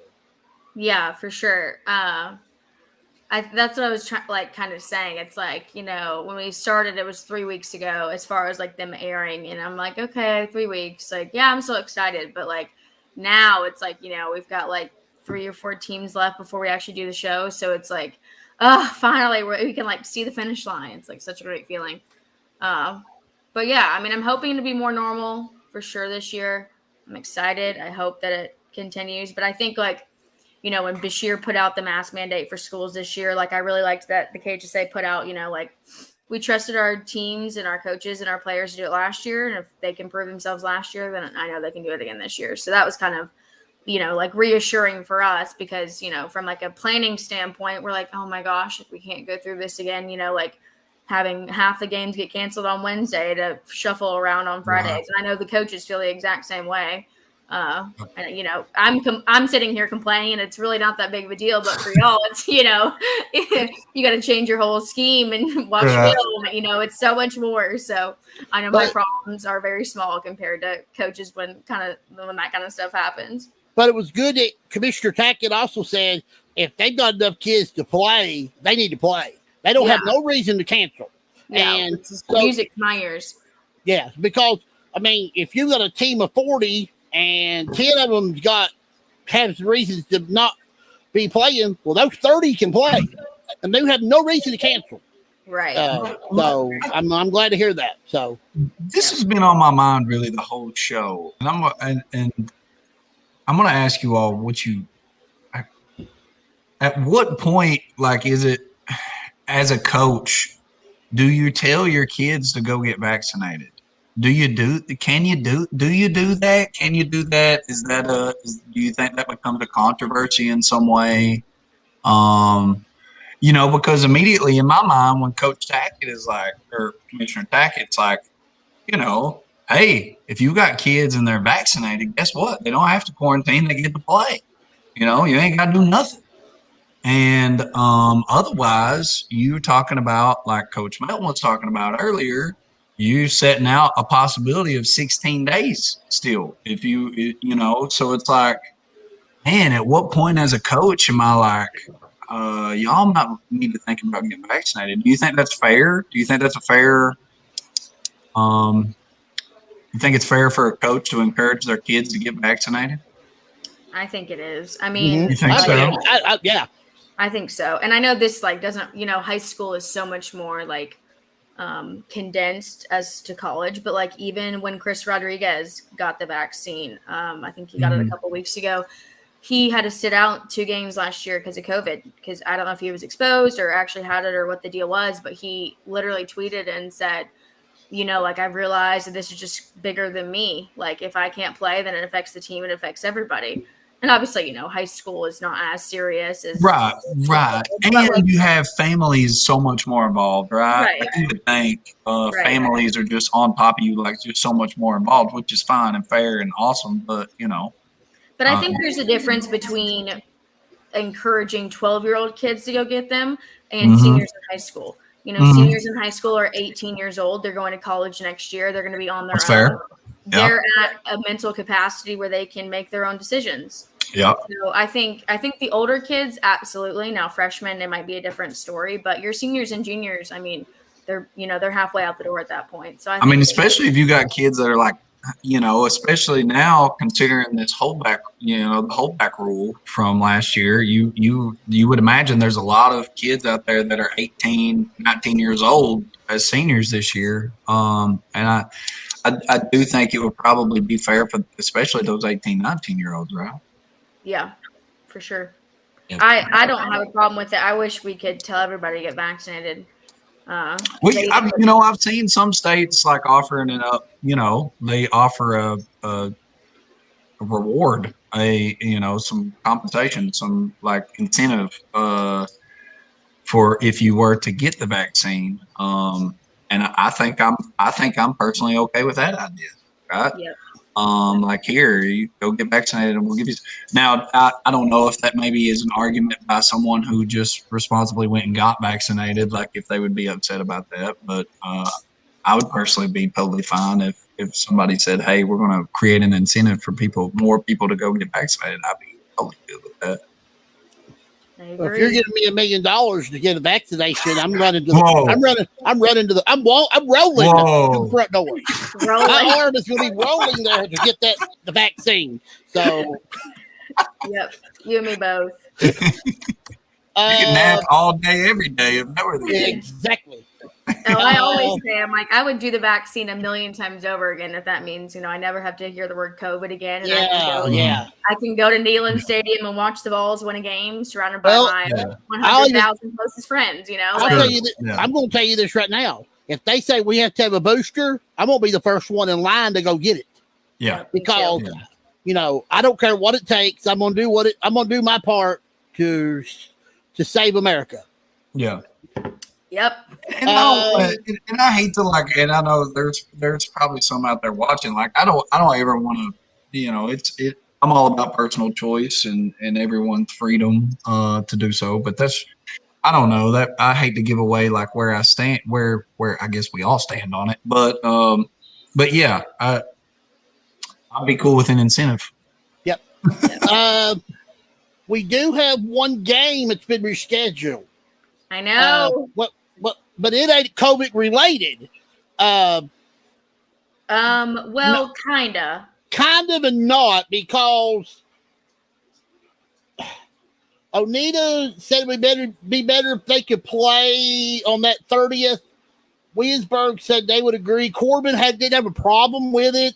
Wait, what are you talking about? Because I'm talking Wiesberg Onita Tennessee game has been rescheduled. Oh, I didn't know that. When did it get rescheduled? Dixon had put it on his page, and I took a picture of it to make sure I wouldn't be losing my mind. Let me get the picture up here. So what game are you talking about, Camille? I'm talking about Paintsville-Pikeville. Well, Les Dixon put on here, the game has been canceled and postponed until Thursday, September 30th, 7:30, between Lynn Camp and Jellicoe, Tennessee. Not the bowl game. I'm talking about the Jellicoe Lynch. The link. Yeah. Let me go back to that again. That is. So what's happening with that is the Lynn Camp Jellicoe game. Okay, not the Winsburg game. So. Okay. Thank God. You gave me a heart attack. No, that's the first game of the Cumberland Falls Pigskin Classic. I'm sorry. Who's Williamsburg play? Only to Tennessee. I looked at the Okay. wrong Tennessee team. I was looking at Jellicoe, not No, Only. I was neither. looking at Jellicoe. Oh, you gave me a heart attack. Sorry. But I saw it. That's You're why I already took the messing picture. with their schedule. I know. I'm already like, okay, I gotta So- be on the phone. No. What's happening? So what's happening with the Paintsville-Pikeville game? Yeah, what's Well- happened there? Yeah, so Pikeville and Paintsville were supposed to scheduled to play week 3, Mhm. and I went up to Paintsville. What day was that? Maybe Tuesday. North had canceled their game with Paintsville and rescheduled with Bell County. I don't know what the reason were. I was told maybe RPI, but I'm not sure. And then Pikeville was supposed to play Evangel Christian at home. Now theirs, I heard Evangel canceled because they didn't have enough kids eligible, I think, because of COVID. I think that one was COVID related. Okay. So Paintsville So- told me that they were trying to get not Central, but I told Hoskins, I was like, Pikeville's looking for a game. I was like, let's do it. Let's do this. Yeah, I was like, week Wow. 1, baby. I was like, coach, like, Let's blow it up. I know it's year 1, day 1 for you, but that'd be a heck of a first win. Like, Oh man. and so I kind of didn't believe that he was actually going to pull the trigger because I just like planted it in his head. It was like, Pikeville, I know they're going to need a game too. Like, it's going to be on your radar. And then they tweeted it tonight, probably like 7:30 or so. So they're doing it. They are. I'm so excited. Wow. Okay, Good so for you. well, Yeah. let's get all this out here. All right, the Lane Camp Jellicoe game has been canceled, and it's going to be rescheduled for the 30th. Pikeville is playing who now? Paintsville at Paintsville. Pikeville. At Paintsville. Okay. So basically, they just moved up their week 3 game to week 1 because they were already going to play week 3. So they both, okay, all right. So that would make both of them have an open date. So yeah, I don't know if they're going to use that as their bye week or try to throw a game Schedule. in there. About another game. Okay, Yeah. all right. Yeah. So we know of Lynn Camp, and we know of Paintsville Pikeville moving. Mhm. So is there any other games that's been moved or has been changed? Because I We only have- know of one COVID game that's listed on KHSAA, and that is Crittenden County and Murray. But Crittenden County had canceled that one Friday because they only one knew they that wasn't going to be able to play. The only one that we had heard like potential about moving or anything was Clay Knox Central. That one's That's supposed at to be Union College. Yeah, that one's at Union, and I know right now it's scheduled for Friday, but we had heard that it might get moved to Saturday. But I don't know for sure. I haven't heard. I was gonna text. I can Coach find that. I can tomorrow. find that out where I live here in Barville. It'd be an easy find out. That won't be hard to find out. I just got the schedule in front of me. Okay, where is the game of the week going to be this week? It's at Pulaski, so Belfry at Pulaski. That's going to be a nice one. They played a nice game last year down at Belfry. That was a Yeah, I was slobber at knocker. That was I was a at slobber the game knocker. last year. That was a good We game. got some good games on the schedule this week. If you really look at it, you got the two. I think the 2 games at Corbin. They're going to be nice games. Chance to see Williamsburg's quarterback. I like the Knox Central Clay County game. I think that's going to be plenty of offense there. Mm-hmm. Johnson Central Henry Clay will be maybe could be. That's a Henry Clay. Yeah, I think Johnson Central won. No, I know Johnson Central won last year because they played last year too. They won big. Yeah. Uh, Yeah, that'll be a good game, I think. I love this game. Hazard Middlesboro. I like this game. It's going to be a Yeah, nice game. I think that'll be a good game. I agree. I also like this one. Bale at North Laurel. Yeah, I think that'll be a good game too. Yeah. And the only other game I see on here besides Belfry and Pulaski is Madison Southern and Southwestern. They played last year. If you remember, if I can remember, nobody scored a touchdown. Every point scored in that game was either a special team point or a defensive score. No offensive touchdowns. I No don't remember offensive that. touchdowns in that game. But I would take your word for it. There's one game that you're missing that I think would be a good game, and it's Letcher at Shelby Valley. Shelby Valley. I Yeah. think I That's gonna be mentioned that. good. Didn't I mention that? Mhm. No, No, okay. I I skipped think up No, that. it'll be a really good one. I'm Yeah. I'm really interested to see how that one goes. Yeah, me too. Me yeah. too. People, I talked to my Yeah. good friend Adam the other night. He went and watched the Middlesboro Paintsville scrimmage. He told me that Middlesboro wore them out. What happened? I mean, is Middlesboro better than what people gives them credit for? He said it wasn't. I mean, he said he said Middlesboro just went up and down the field on them all night. I couldn't tell you because so we were supposed to go to Middlesboro one day, and I think we were going to go to Middlesboro and Pineville or something. I don't remember, but Courtney went to not Middlesboro first. And by the time she got to Middlesboro, they were gone. So she had to call coach and come back. So I haven't seen a single snap, video. I mean, nothing. So I couldn't tell you a single thing about them this year. But it wouldn't surprise me. If you took Paintsville to the woodshed like that, I mean, Paintsville's pretty good. I think they're still going to be a good football team. They've got some new coach, still got some players that they got to replace, but I think they're going to be pretty good. Have you seen South Laurel's new turf? What do you think about that? I have not seen it. Did see a picture of it. Very beautiful. Very is beautiful. it? Yeah, it's very beautiful. Yes, it is. Didn't even know they were getting turf, honestly. Everybody's getting turf. Don't you know that? Is Leslie County's getting turf after this year, right? After this year. Clay County will have theirs ready for the Appalachian Bowl. Ooh. Okay. Breathitt's getting it. You say not? Getting turf? I've heard not getting not. That's what I heard. I mean, I know. I don't know. Somebody will correct me on that, but that's what I've heard. needs Breathitt should have had turf a long time ago. Oh, Breathitt yeah. had turf 3 or 4 years ago. Yeah. And they got a really great they got a nice facility. I mean, it's awesome. It's awesome. I you just have to know you've probably got these, I'm just kind of guessing here that you probably got just old school board members and people in the community that may not want, to lose the grass and mud and dirt. I don't know. And Breathitt would just, they have this tradition. So I don't know. Maybe there's people there that didn't want it. But if it's happening, then awesome for them because I do love I do love the spot that it's on. Mm-hmm. Like right there on the river, and people used to park across the road there and flash their headlights whenever they score. Yeah. That's pretty awesome.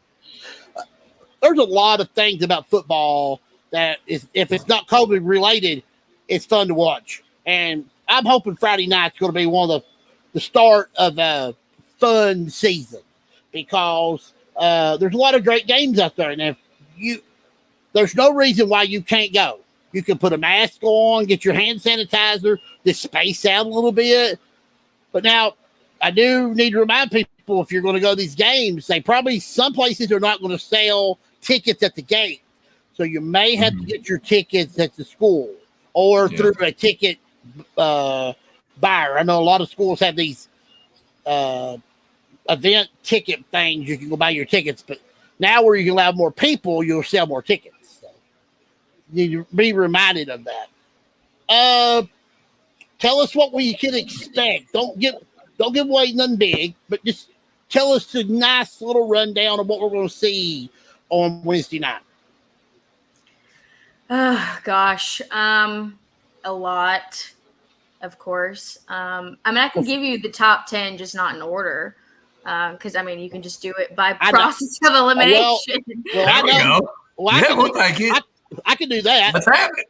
Okay, hold on. Johnson Central, Corbin, Belfry, Paintsville, Pikeville, Southwestern, Pulaski, Breathitt, Somerset, Winsburg, and Somerset.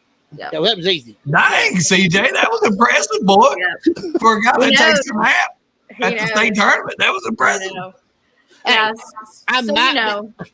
I might be napping, but I still got to start. He still got it, baby. He still got it. Nap or no nap.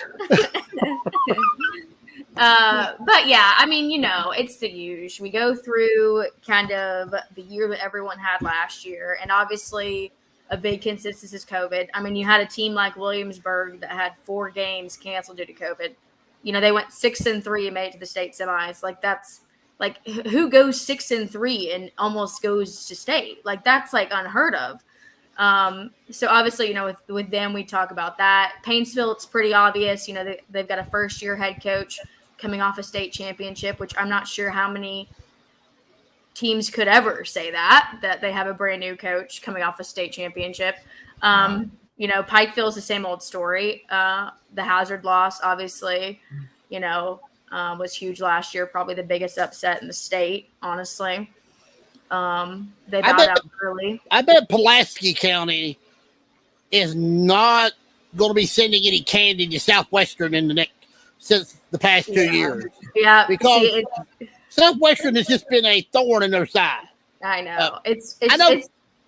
2 years ago, they couldn't help it. The quarterback got hurt. It's so funny that it's just, you know, there's such big rivalries, and it's just back and forth, back and forth, back and forth. Yeah. Like, you know, who won this game? Who won that game? Oh, they won this one 2 years ago. They won this one 5 years ago. I'm like, I literally can't keep track of it. Like, because it's not just one-sided. Like, it's so split down the middle. It's literally, I think we were talking about this the other night. Whoever wins that game, who ends up having the ball at the end of the game. That's who ends up winning. The last possession wins that game. Like, because that's how close it is every single time. I'm trying to think. Obviously, Belfry, you know, having Isaac Dixon back is just like insane. Huge. Talk about that. Yep. He's a great kid. Somerset, I mean, they lose so much. They lose Kaya Sharon, they lose Cade Grundy, and they lose Drew Johnson, who, you know, quarterback, wide receiver, and their center. You know, that's huge. Yeah. All went to go play D1 football, D1 baseball. But he could have gone and played any sport. I'm convinced he could have picked up swimming and gone D1 the next day. I mean, that's the kind of athlete that Cade Grundy is. I mean, seriously. He could do it with his eyes closed. Like, it's just like incredible to watch him do any sport.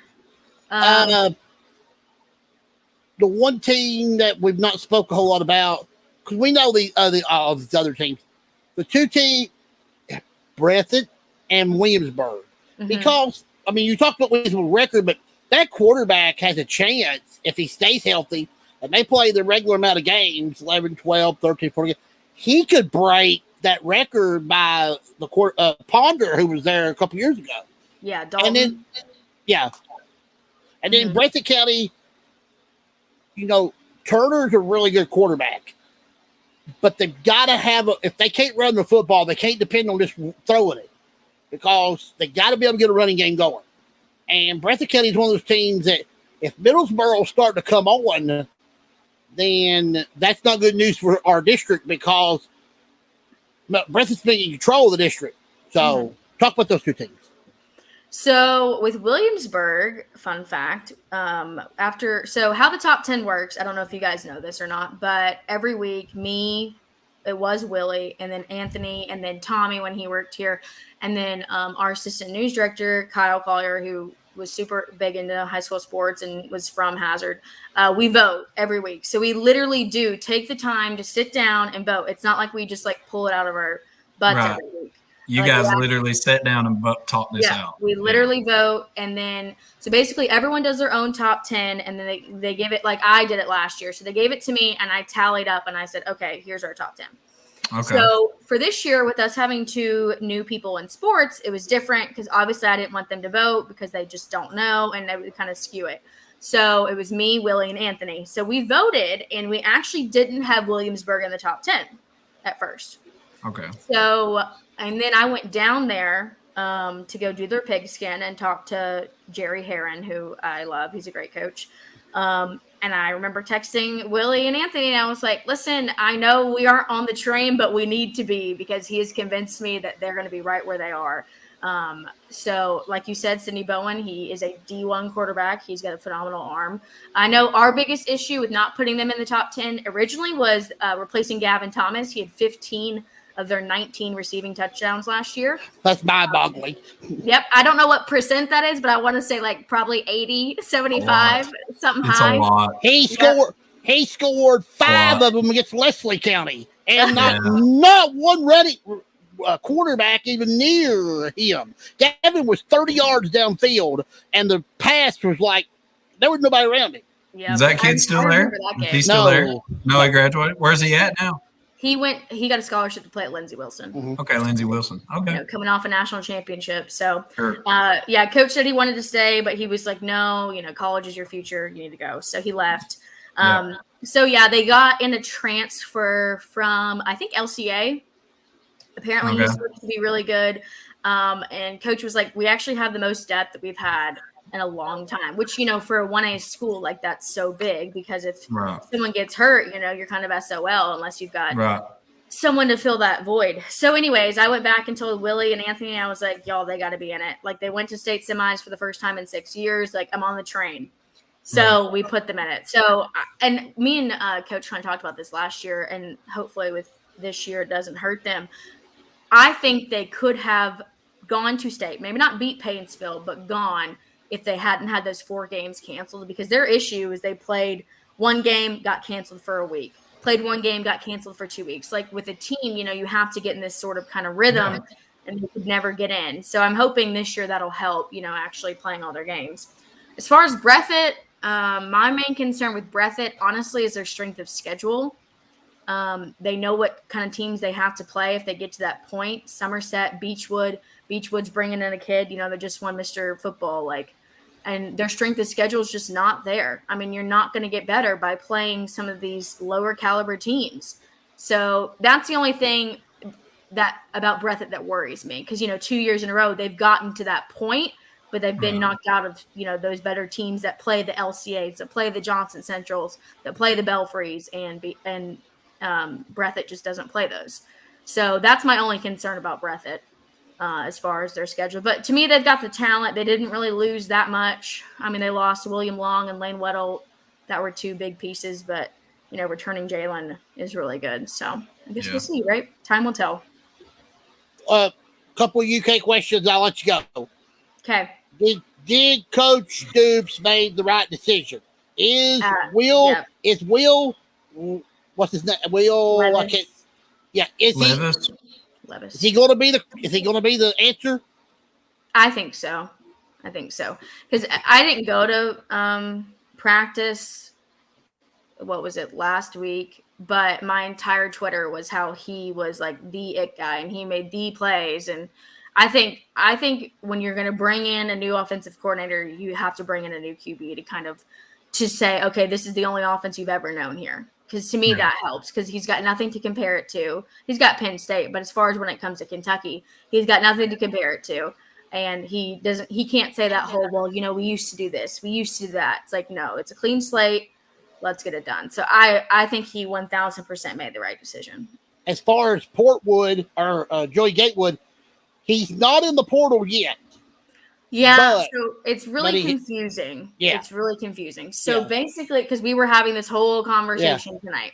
Yeah. So Stoops said when they had the conversation that Joey told him, I intend to transfer. But intending to do something and actually doing something are 2 different actions. Yeah. So I know people are saying he's in the transfer portal, he's transferred. He's not. Basically, Stoops said, okay, that's fine. I'll give you a week to think about it, to mull over it, make sure you want to make the right decision. And that time you're not practicing with the team.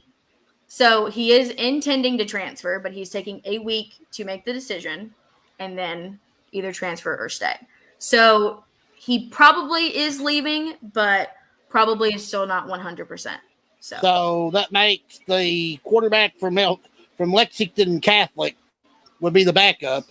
Yeah, Bo Allen. The third string quarterback would be who? I would probably say Nick Scalzo, and then they'll have Kaya redshirt.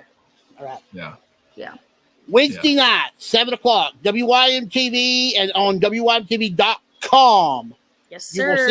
You will see this lovely face, and you will see 2 more lovely faces, as I think Courtney and John will both be with you. They'll give you everything you need to know, get you ready for Friday night. And of course, she just told you the first game of the week is going to be the Belfry Pirates at Pulaski County. That'll be a nice game there. You have a phenomenal week, and we will speak at you and go over week 1 on Sunday.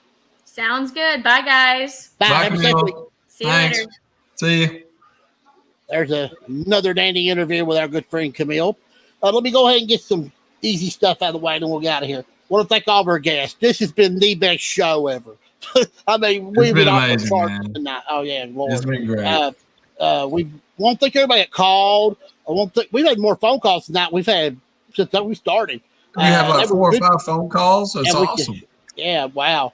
I won't think everybody that called. Won't think everybody that watched. I won't think everybody that left comments. I look in the comment box here. I got Lisa Joe Morgan, John Knoll, Johnny Gray, Chris Kilburn, the Q-Man, Karen Cottle, good friend of mine, Junior Asher, Josh McKinney, good friend of ours, Josh Hall, a good friend of ours and coach, Ruth Ann Shell, Chris Kilburn again, and I want to thank everybody that left comments. You guys have been awesome tonight.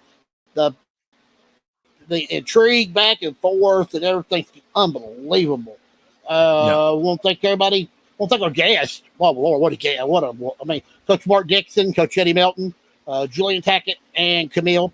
Also want to thank Wiston. I'm going to let Wiston give his final thoughts in just a second. I want to remind everybody, please go to my YouTube channel. Go over and subscribe.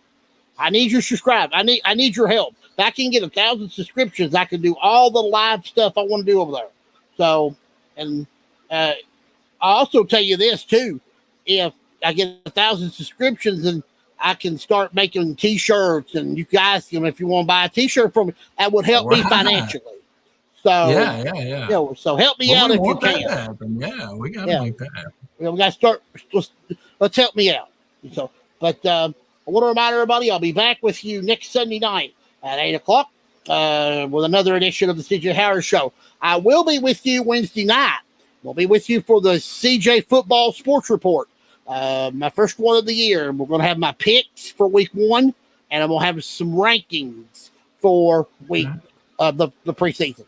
So we'll do that right after the boys, right after the WYMT pigskin preview. Also, Billy Brock, good friend of mine. He messaged earlier. I forgot to mention him, but I'll be with you Wednesday night after the pigskin preview, 7:30, 8:00, and then I'll be back with you on Sunday night, 8:00, with episode 3 of the CJ Howard Show.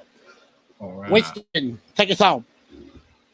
I am a true believer now. Tonight has made me a believer in the job that the KHSAA and Commissioner Julian Tackett is doing for our children of Kentucky and our student athletes of Kentucky. And if you were fortunate enough to watch tonight, I would hope that you were encouraged by what you heard from our leadership in the KHSAA concerning our student athletics.